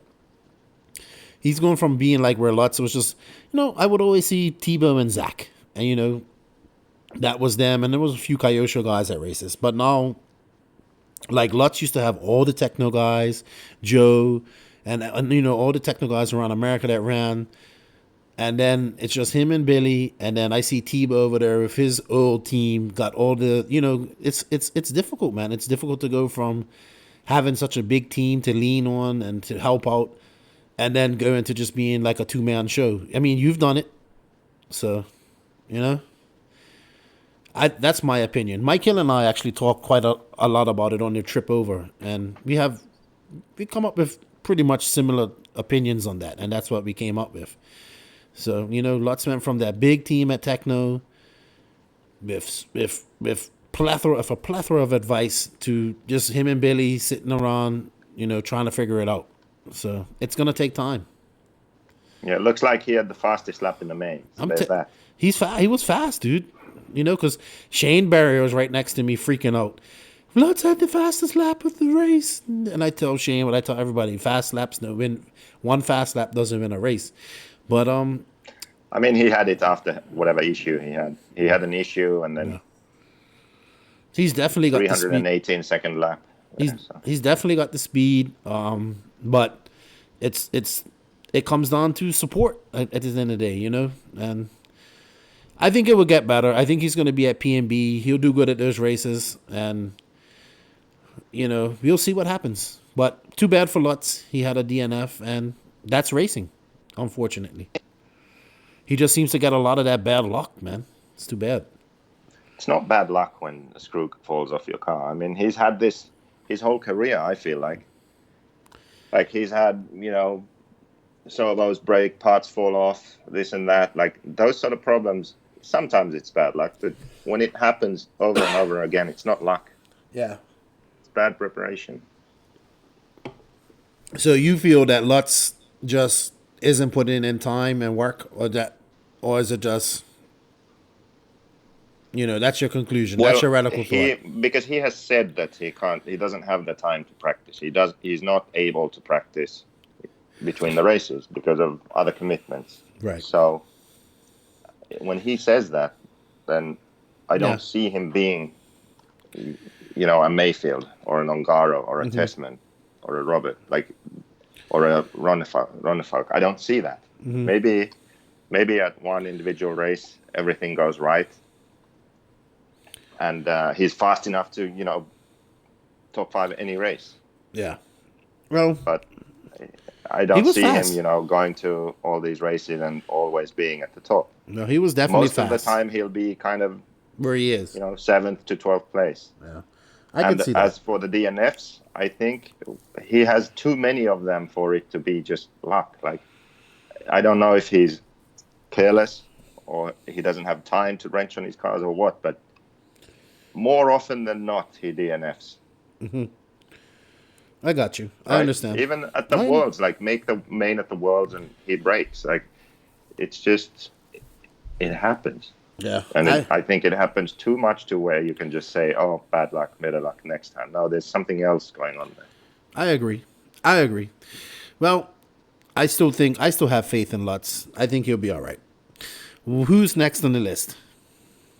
Barufalo. So we already kind of talked about Barufalo. I don't know what happened to him in the main, though. So why did he only do 12 minutes? I don't know what happened. Who knows? Maybe he went full CTO and broke himself. Maybe. He had some glimmers of brilliance at the first part, but, like you said, it's just Barufalo. That's just him. Yeah. Next. So then 15th last overall is David. Yeah, which I'm still... And you know what? Everybody, I'm giving him the nickname. I told him already. We're going to call him the Viking.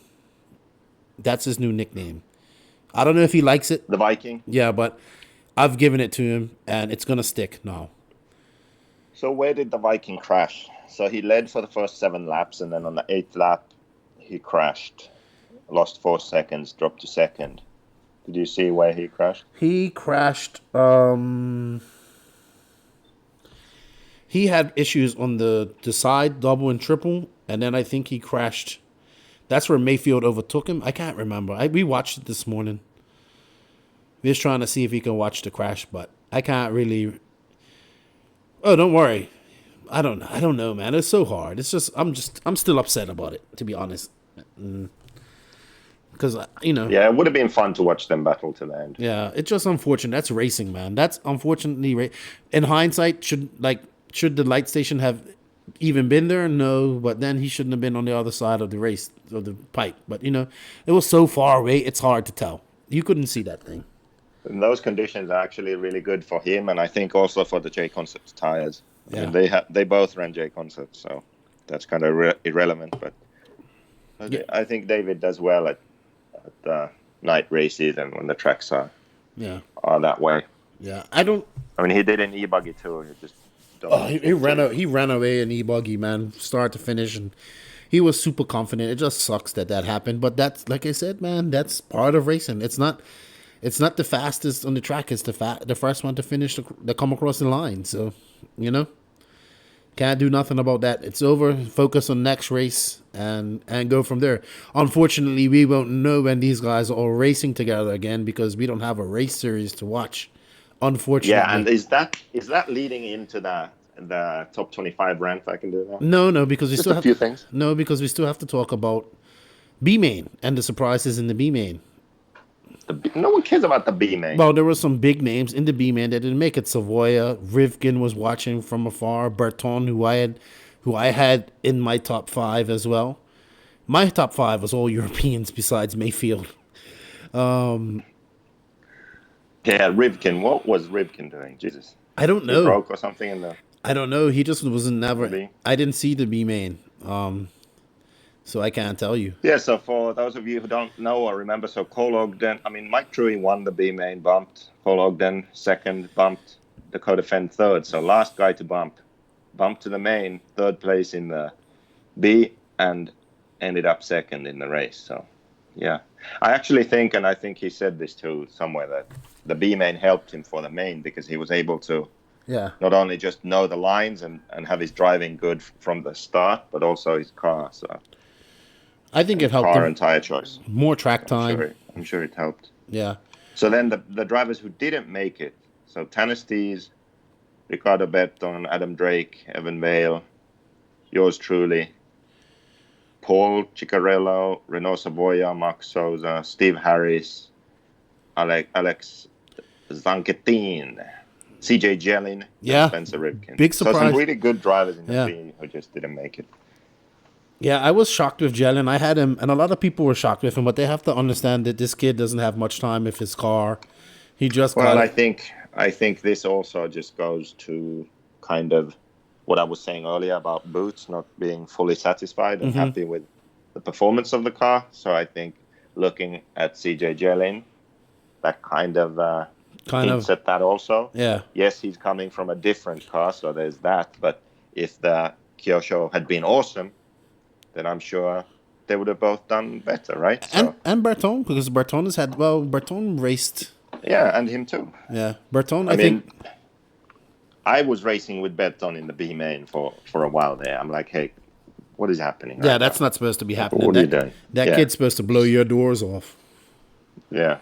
So it's there was that's what I told you, dude. You cannot be upset about your B main placing because you was in there with a lot of company. I think you could have done better if you had a better car, but I think you drove well. You had your bonehead mistakes, but you drove well. Well, like I told you on the third lap, I crashed, got hit, and the carb started leaking. So yeah, when your engine is running on and completely inconsistent on every jump, yeah, you're gonna have bonehead moves. Yeah, sounds like WWE. I mean, I felt like I just wanted to pull off the track, but I thought I can't do that. Yeah, I have to finish. Sounds like www.excuses.com to me, but It's really not. When you drive with an engine that's running on, yeah, I know. It's not an excuse. I mean, maybe for talented drivers it would be an excuse, but when you suck like me, you need everything to work just right, or it's just gonna be terrible out there. Shit show. Yeah. All right.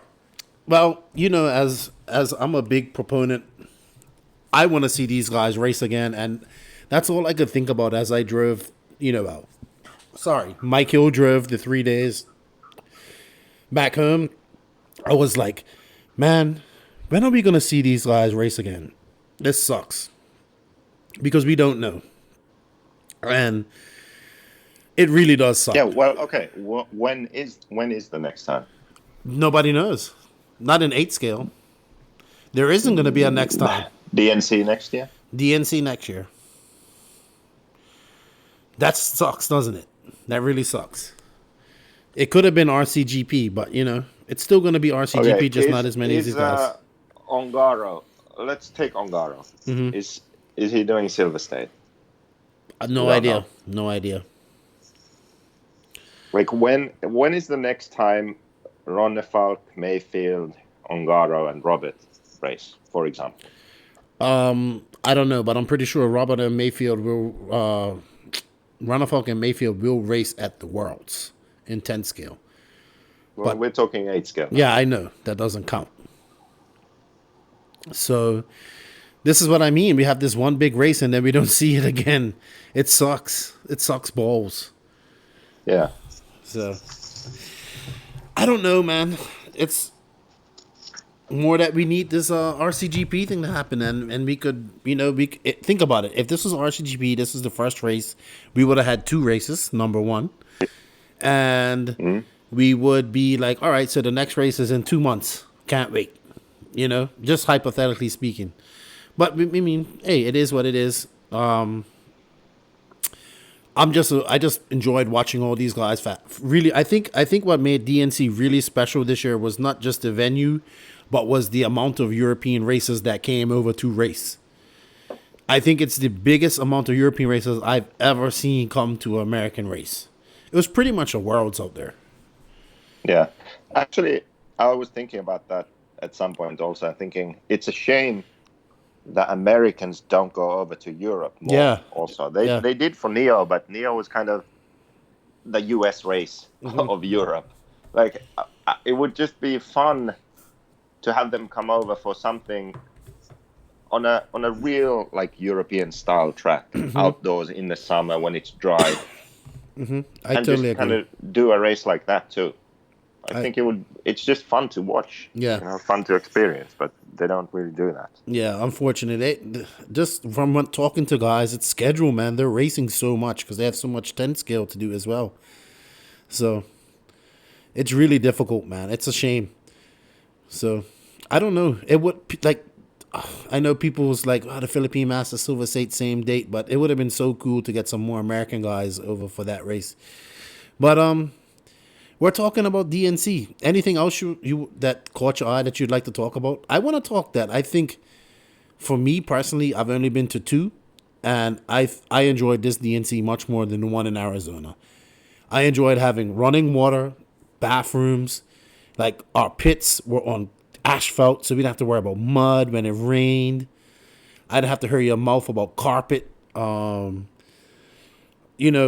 think I actually preferred this venue also. Yeah. I would. Yeah. I think camping life was good. Yeah. It was close to the track. Yeah, it was all good. What was the funniest? One of the funniest parts of the whole weekend was watching Degani wig out over getting Jay Smoker DQ'd. And then trying to get when Joey came up to ask him to pay for the trailer, like right after it happened. It was so funny. Hey, I've never seen Degani get so angry, and he was like shouting at us, I don't know why, and his hair was like all over the place and his hands are going. I've never seen him get that that upset. Yeah. But it was pure banter. I think I laughed so hard on this trip, man. Inside of our pits, the crap that we was talking, the shit that you was talking, and then her and Greg talk, and then I think everybody had fun. Except, it did get cold when we was huddling around that damn heater. We only had one heater in the pit. That was crazy. We definitely have to get more heaters for next year. Yeah. All right. I said I'll give you your rant. Let's go. I know you want to talk about the top 25. Yeah, well, what did you have something to say about that? Why did you bring it up in the first place? Because I thought it was silly that Ty isn't first. But I get how it works. So, yeah, Ty bumps up. I get how it Ty works. has a bad race and bumps up, basically, to first place. Okay, yeah, that's another point I have. Okay, my point is this. they need to come up with a way to somehow better determine which races are counted and which aren't. And here's why. RCGP is actually inadvertently, in coming years, going to mess up the list. Yeah, I know you explained it. Yeah, but think about it. Okay, so maybe in the first year, it doesn't matter, like there aren't enough races there. What if there are, their criteria for how they pick a race is something like X amount of top 50 guys in the race. Top 25 drivers in the race. Something like that, I think, right? Mm-hmm. So if there are enough people off that list at a race, then the race counts. Am I correct? Mm-hmm. That's how they've done it. So let's assume that RCGP has enough of those drivers off that list in RCGP. So then the race should count, correct? Yes. Well, that's not going to work anymore. You know why? Because if there are 15 drivers in RCGP, all the drivers in RCGP are guaranteed good points for this top 25 system. And there are 8 races. So then you have 8 races with good points. So if you're in RCGP, your ranking is going to be higher than if you aren't. Yeah, they're probably... Especially for that kind of slightly lower level guys who aren't Mayfield or Boots or Ongaro. I mean... So they're going to have to look at that first of all. So I don't know what they're going to do. That's one thing. So do you have something to say about that? And then I just think they're not going to include RCGP races. Yeah, that's what I was thinking too. They'll come up with that rule. But hey, maybe if they do that rule, then maybe they should take a look at the other races too. And maybe the best way would be to have, just select events. Yeah. And then maybe a certain amount of kind of open events in case there are enough good drivers or something, like, because the way it's done now, I feel like it's not really accurate enough. Well, because the level of the races are too different. Like, I haven't seen, they also weight some races more than others, but I haven't seen how they do that. So that would be really hard to do. Like, okay, the Worlds is very important. Everyone's there. Then some, sick cross in California that counts. How is that as important? Like, how does second place count as much as second at the Worlds? Okay, it doesn't, because we weight them differently. Okay, so it gets really complicated. How do you do that? I don't know. It's definitely a confusing algorithm. I'm glad we do have something. I think it would be good to see a national country by country ranking. Like, the only way we're going to have a true like point system is if we have a series. It's just that simple. The ranking thing doesn't work because the races don't race each other enough. That's the problem with the ranking. And so the one sort of constructive thing would be to pick the races differently somehow, figure out a way to pick the races the way it's more fair. And then the second thing, which makes the list look bad, I think, is when drivers who are currently doing really well fall downwards on the list, and when drivers who are currently struggling are moving up on the list. Even though it makes sense when you look at how it works, and okay, some old good result was dropped, or some old bad result was dropped, and that's why the points went up now. Like, there needs to be some way where you kind of avoid that, because it just makes people not that into it when they see that some guy who's recently been struggling is now suddenly moving up on the list, or someone who's quit racing is on the list 1 year later, and, like, moving up on the list. It's like, how? One thing I'm sure about? There should be a way to eliminate that. One thing I'm sure about is that you aren't even on the list. I don't think. You ain't in the top 50, I don't think. I'm definitely not on the list. Yeah. I haven't done the right races I need to do to get on the list and do well at those races. What else did you want to say about it? Because I wanted to touch on a sportsman and open expert after this, real quick. Well, that's really it. Like, they need to figure out which races count and which don't. and then I don't know, maybe a shorter time period, so this doesn't keep happening, where the guys who are kind of doing well at the recent races can drop down, and how guys who are doing bad at the recent races can move up. Like it just, even though it makes mathematical sense, it doesn't make sort of public opinion sense. Got you. I agree, because everybody's like, well, how does this person get there and this person get there? I understand how it works. I know, but it just doesn't. Some people will never get it. There are people who's like, hey, this guy just won the race. Why isn't he first on the list? Well, because it's a ranking system. That's not how it works. Okay. Right. But there are also those cases where it's like obvious, like that it feels wrong. Yeah. Why is this guy moving up now? I agree with you. But I do want to touch on something before we close up here shortly. First, I was a little nervous going into this race about what our reception would be, especially with just dumbass putting hashtag JQ Takeover on the banners, which I think is pretty cool. And I'm taking one of those banners home when I go.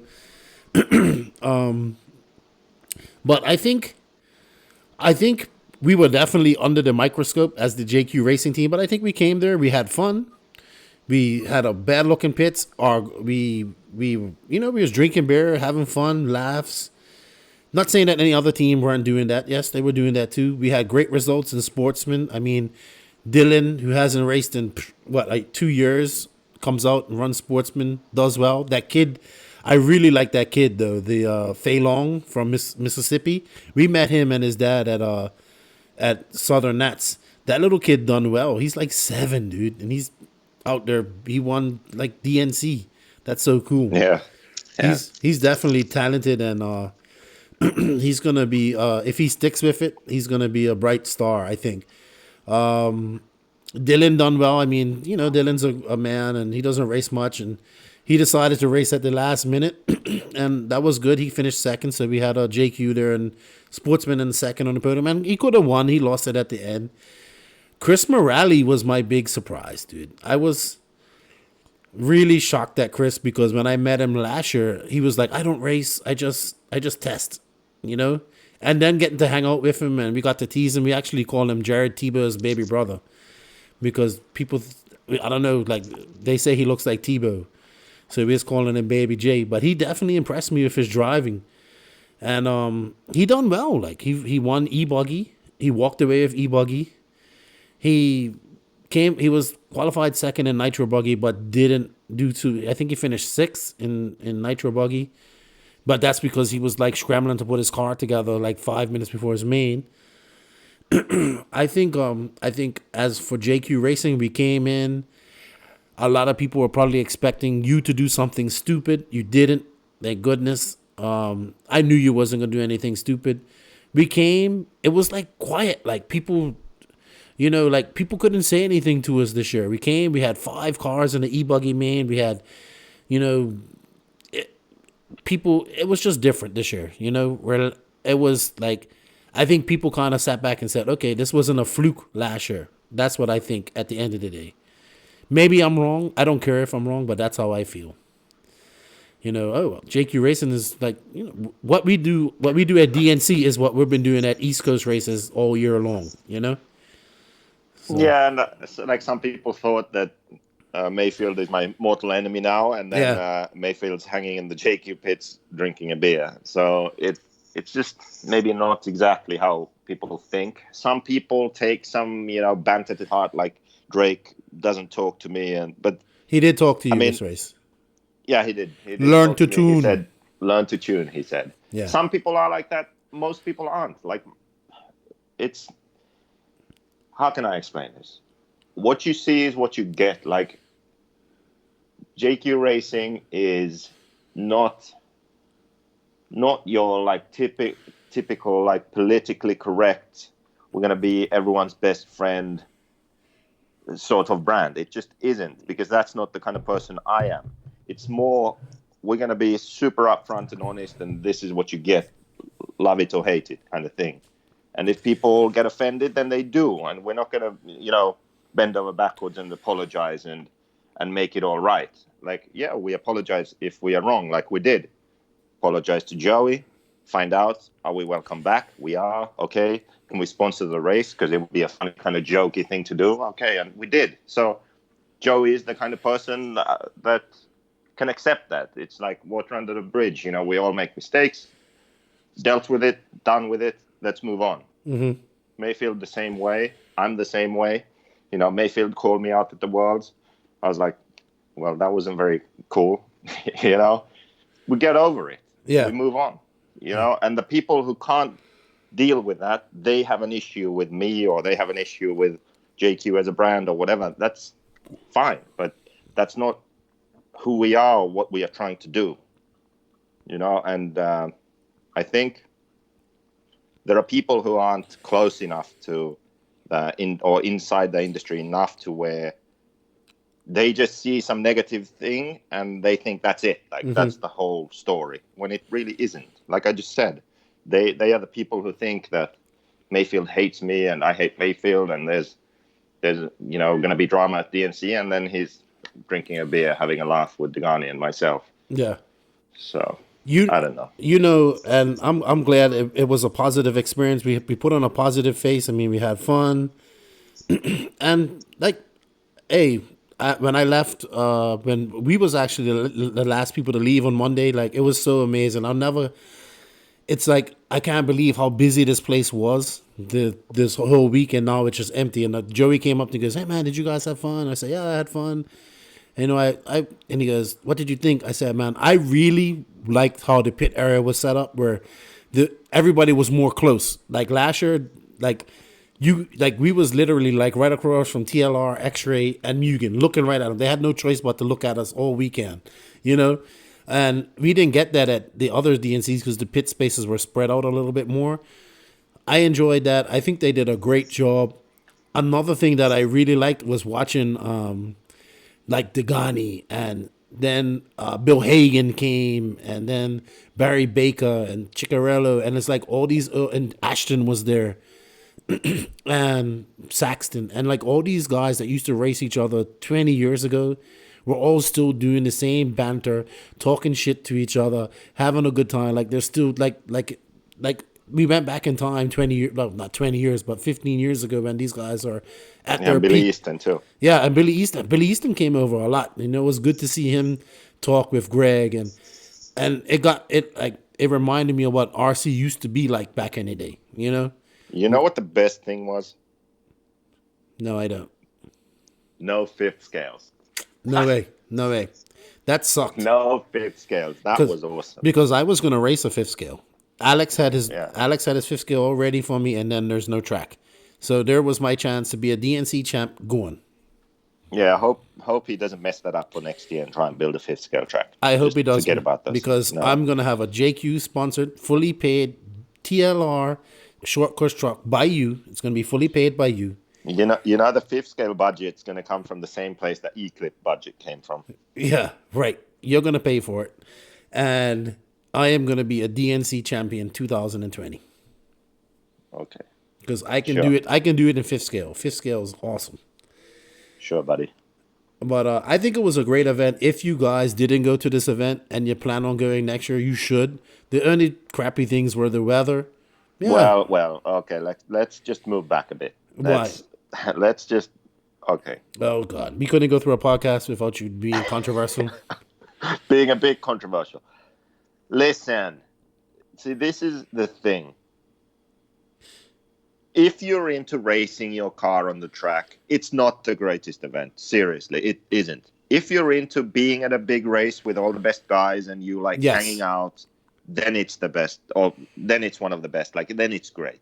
But if you're the kind of guy who, I love driving and racing my RC car, then it's not a good event to go to. It costs a lot of money. You spend a lot of time. You do not get to drive a lot. Okay, let's be fair about that. Yeah, I agree. But many people, they enjoy the atmosphere and the being and the big event and everyone in their trailers and the camping life and kind of hanging out and watching great races do battle. If that's your thing, it's awesome. But if you are about driving your own car around the track and racing other people, then it's not really the best. Yeah, you So definitely. you have to make that distinction. We got one practice round, yes, because of rain, but then we didn't get any warm-ups. Like, there's no 2-minute warm-up to warm up, get used to the track, tune your engine, focus. Okay, let's go. No, it's just put your car down and your first lap starts and you're qualifying. Okay, 6 minutes, done. Get off the stand, wait 6 hours and do it again. Like, it's not great if you're just into racing. Yeah. You're in a lower main. What was the lower mains? How long were the lower mains at this race? 15 minutes, 10 minutes. Let's check here. Let's go to like a low buggy main. So you're done with your qualifying and you qualified into the Sportsman Buggy, Nitro Buggy G main. 10 minutes. Okay, so you do get at least a 10-minute race. But yeah, so if quality track time is what you want, not your race.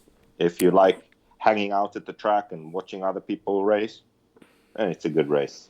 Yeah, I would say you're right. If you want track time, you're not going to get it at this race unless you run 3 or 4 classes. It was unfortunate about the rain. I mean, if things had been good, the track that we actually were racing on would have been the practice track, and then you could have went in practice, which would have made things a lot better. But yeah, but why would you go to a race to practice? Like, the whole point of going to a race is to go and race. Like, this could be a whole different podcast. And maybe we'll do this as a rant segment of, when I eventually get to rant, maybe a rant segment of a podcast or something. But we have to make some decisions in RC. Like, when I say we, the racers, like, do we want to go to races that are a week long or on super long days and we just sit around and we don't get to race much? And the only person who's really like super happy and excited and like, yeah, this was exactly what I wanted, is the race organizer, because they make the most money because they had the most entries?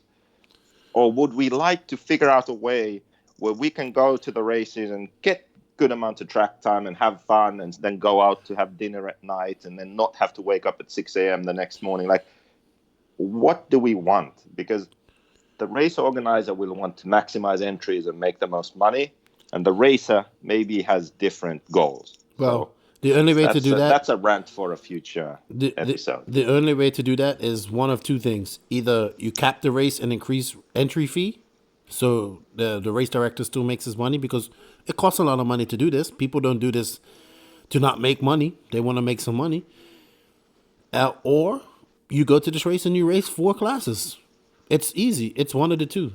You can't have I don't think there's I think like maybe Race Time does a good job where they have, like I know at Wicked Weekend, AMS, you had Thursday all day practice. And then Friday to 12, you can practice if you didn't practice Thursday, or you can practice all day Thursday. You still get a fair amount of practice time in. But the only other way is to cap races and up the entry fee. So maybe... Yeah, well, that would be a great start. Well, I don't think that would happen, because then people be like, well, I want to race Truggy and E-Buggy. And then, if the entry fee is $175, like what it was for Neo, you can't do it. So, well, just make it to where you can only race 2 classes, for example. Well, I don't know. I don't know what it is. Yes, the long days. We didn't really have any long days this year, which was good. I think Thursday was the longest day. Was it? Thursday we went to qualify. Was it? Which day did we get practice? I don't know. The day with the rain delay in the morning went the latest. Yes. Other days actually were decent. Yeah, it wasn't bad. We started at 8. We started at 8 every morning, and we was done by 8 most days. Yeah. It wasn't as bad as in past years. Yeah, so it wasn't bad at all this year, and it was good because it was cold at night. So it was really good. You know what we have to talk about too, probably eventually here, is the Montpellier race, which actually happened before this, which was another great race that we probably have to recap. So. It's been and done that. It's gone. No one cares about Montpellier anymore. Well, I do, because I thought it was a great race. So I'm sure it was, but I can't even remember what happened anymore. You can't even remember what happened yesterday. What happened yesterday? Exactly. That's I slept. Point. Get this. When I woke up this morning, of the last 24 hours of my life, I slept 21. Isn't that amazing? Yeah, because we were supposed to do... We were supposed to I've never done that before. record this podcast last night, and then you never contacted me, so I went to sleep. And now it's 3 a.m. and I'm doing the podcast. I woke up like 1 p.m. or something, and then I just lay down on bed at 4 p.m. and then I just fell asleep. Well, Jesus. do you have anything? Crazy. Do you have anything else to say? I want to say congratulations to Ryan Mayfield again for winning truck and buggy. David Ronefalk for winning e-buggy. Chris Morale done a really good job. Dylan, all the JQ guys that came out and put their heart into it. Thank you to the real Mike Hill, because we couldn't have done it without you, man. And I couldn't have done it without you because I'm still staying at your house. Greatly appreciate it. Thanks to Jay Smoker for letting us stay at his house. Thank you to, not you, I'm never saying thanks to you. And that's you, Joseph. It was fun, man. I just think it was a blast. I had a fun. It was miserable the first 2 days, but after that I started having fun, and it was good. California life's awesome, man. I love it out there. It's good. I just want to say the captain got me in the first race of the year, but I'll get him the next time. And he spoke to you. He said, learn to tune. Yeah, I know. Yeah, man. Getting back in there. Yeah, It's all going to be good. I hope It's all so. going to be good. I believe it. I hope so. So now we look forward to, well, we got the PMB race in a few weeks. So I'll be going home on Tuesday, then probably coming back up here in 3 to 3.5 weeks to do PMB. And that's going to be banging too. It's going to be difficult. Is Dagani coming? He says he is. He seems Looks excited. like he's going, yeah. He's super excited. He's called us like He's 4 enjoying times. his racing again, good teammates and good team atmosphere. He likes it. Yeah, he actually said to Mike Hill, he goes, "You are the best pit guy I've ever had." That's pretty cool. Yeah, Mike did a good job. Yeah, he did. He did. Everybody did a good job, besides you. Yeah, except me. I kind of sucked. Yeah, but Unfortunately, I didn't have the best race. but that's all right. I think you did all right. You cannot complain about your nitro buggy. No, e-buggy and truggy, I expected more from you. You know what? I was really sad about Truggy because I put in effort. I had a new truck for this race, and it was going really well. And I was figuring out my lines, and I was doing pretty well in that B main. I'm like, okay, I'm ready to put on a charge here. I was trying to catch who was it? Like Joao was right there, but he was like blowing out. And then, Canas. Yeah, Canas. So I'm like, okay, I can catch Canas. And that was for the bump. And then my electronics just went. I still to this day don't know what happened. Yeah, that was I think crazy. I need to return the receiver. It was a new one. And it just, transponder was blinking. Nothing was happening. Mm-hmm. And then it magically started working again. Yeah. And it went out again. So Yeah. I don't know. But yeah, I'm looking forward to next year's DNC truck class. It's Yeah, gonna be awesome. should be good. I'm looking forward to next year's DNC. I remember the first 2 days, I was like, I'm not coming back to this. It's too cold. But as we drove home, I was like, yeah, I'll go back next year. So hopefully we do. Who knows? I don't know. But let's get on and let's go. We're going to finish up on this. And thank you all for listening. Congratulations to everybody. And now we move on to the Fast Race Shop 10 questions, 10-second segment. Now we go into the Fast Race 10 questions in 10 seconds segment. Fast Race is a world champion option parts brand made in Italy. Fast Race drivers include Davide Ongaro and Riccardo Berton, and they run the innovative performance enhancing parts that Fast Race makes for most 1/8 buggies, including the world famous honeycomb shock bladders and caps. Go to fastraceshop.com and type in Lefty 2019 to get 10% off your purchase now. So now we get into the fastraceshop.com 10 questions, 10-second segment.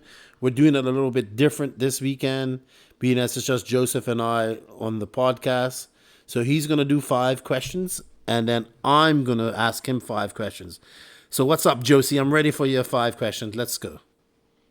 Let's do it alternatively. I'll ask you one, then you ask me one. All right. You always... I've only thought of one question. Jeez, Okay. All right. So who goes first? Well, I could ask you something first. Okay. Let's do this. Okay. So, who was your biggest surprise, positive surprise of the weekend at DNC? Chris Morale. Okay, good job there. Okay. You got Here's my Your turn. question. So this is number 2. Who did you want to beat more, Drake or Savoya?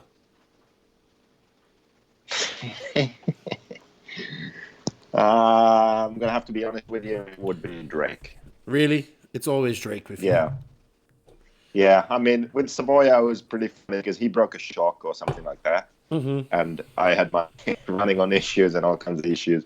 I was like just giving up, like, fuck, screw this. And then Savoya was the next car. I'm like, oh yeah, I'm definitely gonna have to beat Savoya. So that was my motivation for actually continuing to race there at the end.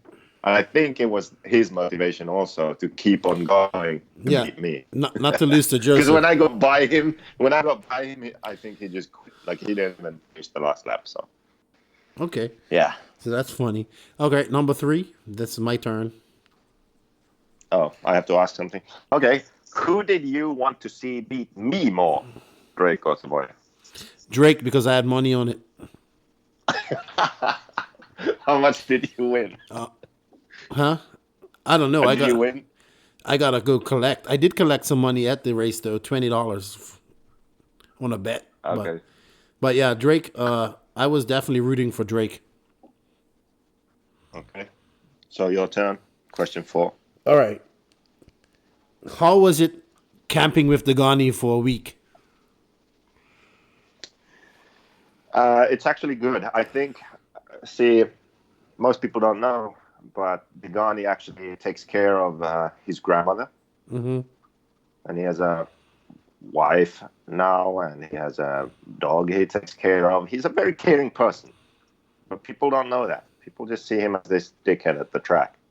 I think he lets loose at the track because he has to, take care of so many people and things and issues, and like that. Then at the track he lets loose. So actually, it's awesome because it's like I'm his adopted village idiot for the week. Make sure everything's good. Yeah, with you two together, make some burgers, and yeah, it's good. I think the only thing that could have been worse. He likes to eat, so he makes sure I'm fed too. Oh yeah, but I think the only thing that would have been worse if Jeff Keaton would have come to the race, then I would have to look out for all 3 of you, because once you get around Dagani, you lose all sense. I don't know about that. Yes, you do. You're like, oh, that sounds like a good idea. Let's go do it. Yeah. Oh yeah. That's true. That's true. All right, my turn. Okay, so what was your biggest fear heading into the race? Honestly, my biggest fear was not. I want to say you doing something stupid. My biggest fear was somebody just doing something stupid to our pits. But reasonable fear at the world. Someone would basically destroyed my setup board and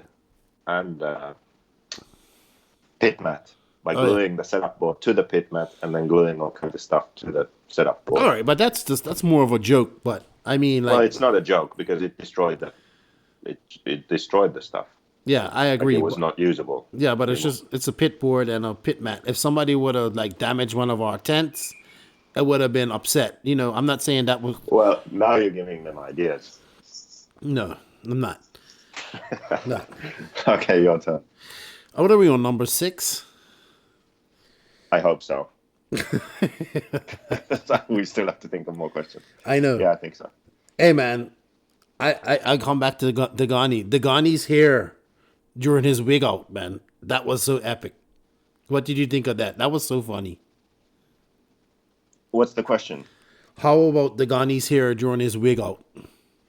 I mean, I wish we had video. I know. We dropped the ball on that. It was a crazy moment. Oh, yeah. It was crazy. All right, your turn. I'm on number 7. You skipped that, but I'll give it to you. Okay, so... That was my question. What did you think about Dagani's hair at DNC? Should DNC become a nitro buggy only race, seeing as all the best drivers are there? Should it become more of a like Neo used to be, the indoor worlds? Should this be another big nitro only event? Nitro buggy only event. I mean, it would be great, but it would cut down on entries, and entries is what's needed for this race, unless he does caps it and ups the entry fee for only nitro buggy. Don't worry about that. Should it? No, That's the question. it shouldn't, because I enjoy watching Truggy and E-Buggy. You're lame. Yeah, it's all right. I don't care what you say. Okay, your question. What are we on, number 8? How close did Lefty come to winning $100 from Degani? Oh, that was really close. That was amazing. Yeah, that was fun. You were supposed to throw. You were supposed to score in cornhole with your left arm, and Lefty the Great. Obviously, that's because your left arm is paralyzed, the nerves in it. So you had to kind of swing your arm. He just wanted to see you throw. But he almost lost $100 because you almost scored. Yes, that was fun. Cornhole is awesome. I can see why it's on ESPN. That was one of the highlights of the weekend, actually. I know. That moment. Actually, I think cornhole definitely deserves to be on ESPN. I think it's awesome. Okay, last question. Is it? We're on number 9. No. Yeah, last question from me to you. And then you have to ask me one. Okay. So my question will be, was this your last cross-country trip? By van? By van? I don't think the van's going to make another cross-country trip. I don't know. People say it's a Chevy. It's at 365,000 miles now. Well, they say I'm it's just talking breaking. about you now. Me? No, I'd come again. But you're not done yet. No, but I would do less time this time around. We got out there too early, and the rain kind of messed us up. So, yeah. All right, it's my turn. Okay. All right, this is actually a pretty serious question. Who impressed you that wasn't in the main? I know that's a hard question. That wasn't in the main. Yeah, who showed you glimmers of brilliance, and you're just like, oh, okay. And then they didn't make the main. Yeah. Okay, we're talking Nitro Buggy here, and I'm going to have to check the B main results or C main results and see if there's someone there, because I can't think of anyone off the top of my head. It doesn't have to be a pro. It doesn't have to be a pro. Well, I'm not going to say the easy answer, Chris. No, I think that kid Fei Long impressed me too. 70. I never even really watched the guy, sorry. Oh, you didn't watch Fei Long? No, I didn't. You're a bad bastard. I'm a bad person. Jeez. You know what? These questions are supposed to be 10 seconds. I know who impressed me. Who? Billy Easton impressed me, just like the world. Where did he finish? I don't even know. He was somewhere in the B main, I'm sure, in Nitro. But, I mean, he made the main, the e-buggy, and yeah, he impressed me. Cool. Well, you took a little long to answer that question. So, I win as usual. I win as usual. It was a race? Yes, it was a race. It's always a race between you and I. Except for that running race that you won. Oh, man, you got me. Yeah, and I was carrying a big box of stuff, too. Yeah, that's all right. That's about yeah. If I'd have got my hands on you, it would have been a different story. Sure. Anyway, dude. Whatever you say. Whatever. Shut up. It's time to go anyway. About time. It's time to do the JQ Racing rant. I might actually let you rant this time. Well, we'll see. Yeah. Anyway, thank you for coming on, guys. This is the fastraceshop.com. 10 questions, maybe 10 seconds, unless you're Joseph Quagrain, and then it takes you 10 minutes to answer one question. But thanks for tuning in. Remember, you can go to fastraceshop.com, enter Lefty 2019, and get 10% off your order. Now we move on to the JQ Racing rant. We are now at that point of the show where you should fasten those seatbelts and put your big boy pants on. Whoa. Things are about to get serious. It's time for the JQ Racing Rant.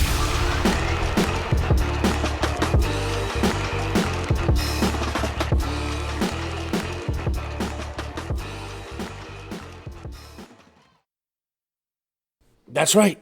It's that time again. It's time for the JQ Racing rant. What's up, Joseph? Are you ready to rant? Yeah, I'm ready. Are you really? Because you ranted. Well, yeah, you ranted quite a lot at DNC privately. Can I type my rants? No, you can't type your rants. gonna have to like Yeah. get you some. I don't know, man. Like put some handcuffs on your fingers or something so you can stop typing. Yeah, my real life rants at DNC, they were pretty good. They Oh, were entertaining for they were- myself, at least. They were funny, man. Hey, I was just sitting there doing something and listening to you.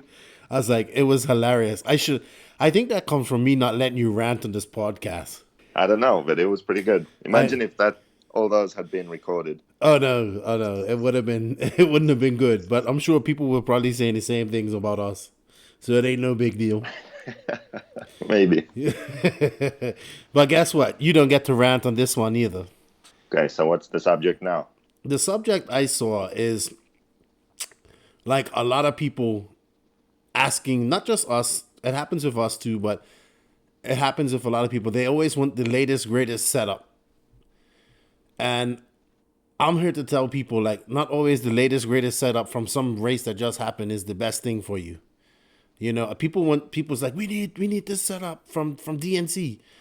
I don't think your track gets as rough as what I saw at now. It might be different. It might get that rough, but like we kind of talked in the invisible speed segment, it came down to driver. What's your opinion about everybody wanting these latest, greatest setups as soon as the race is over? This isn't going to change your racing.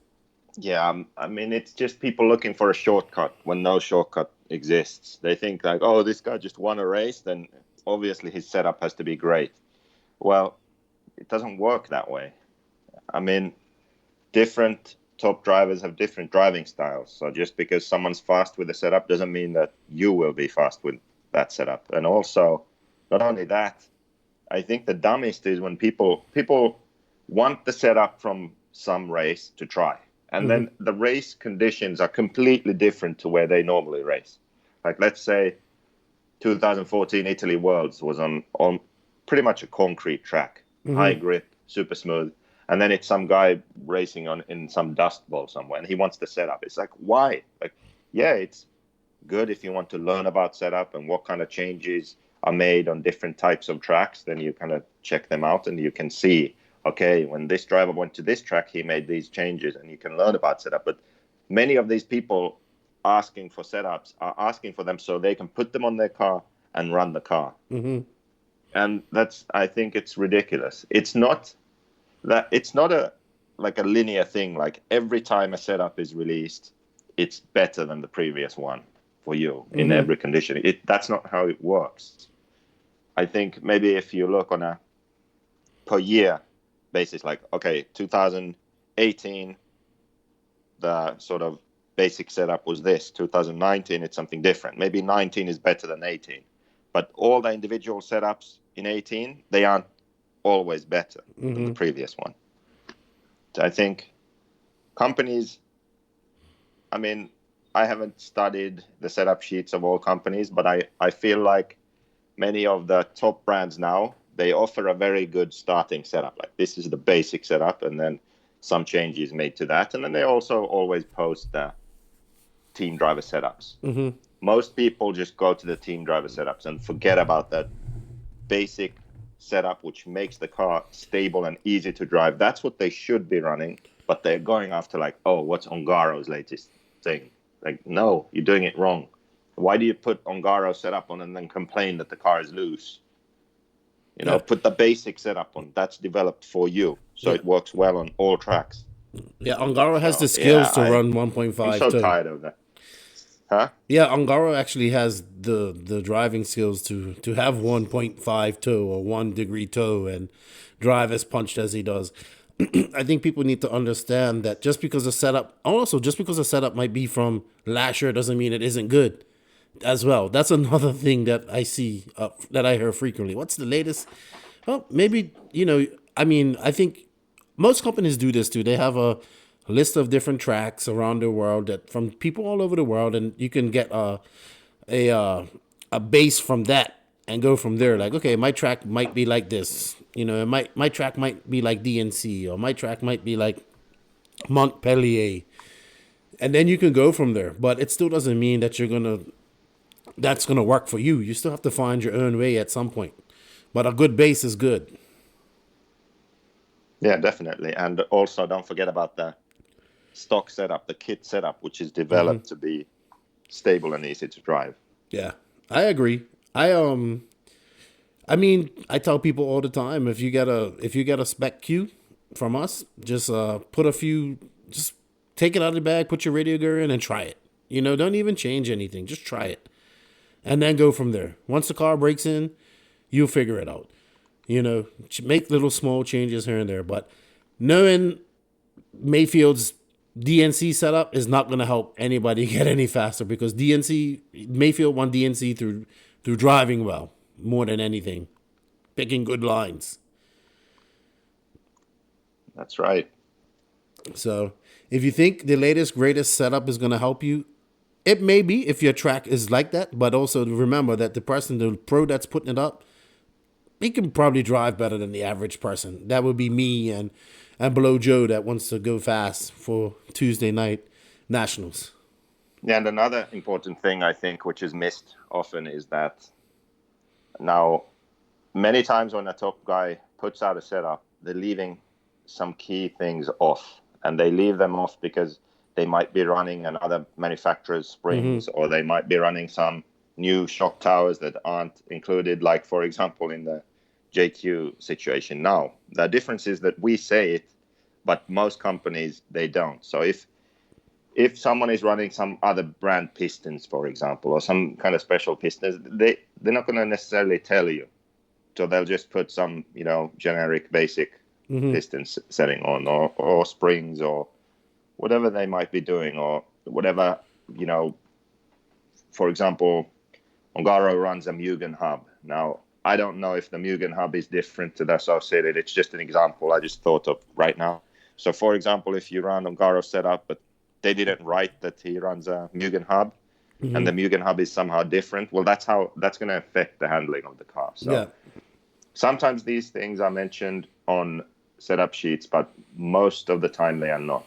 So that's just something to keep in mind also. Yeah, I agree, because I've had so many people contact me about these new shock towers and when they're going to be sold. And, we don't even know if we're going to sell them yet, because they got to go through testing first and see if they actually work before you mass produce them and make them. It's a lot of work that goes into making new parts.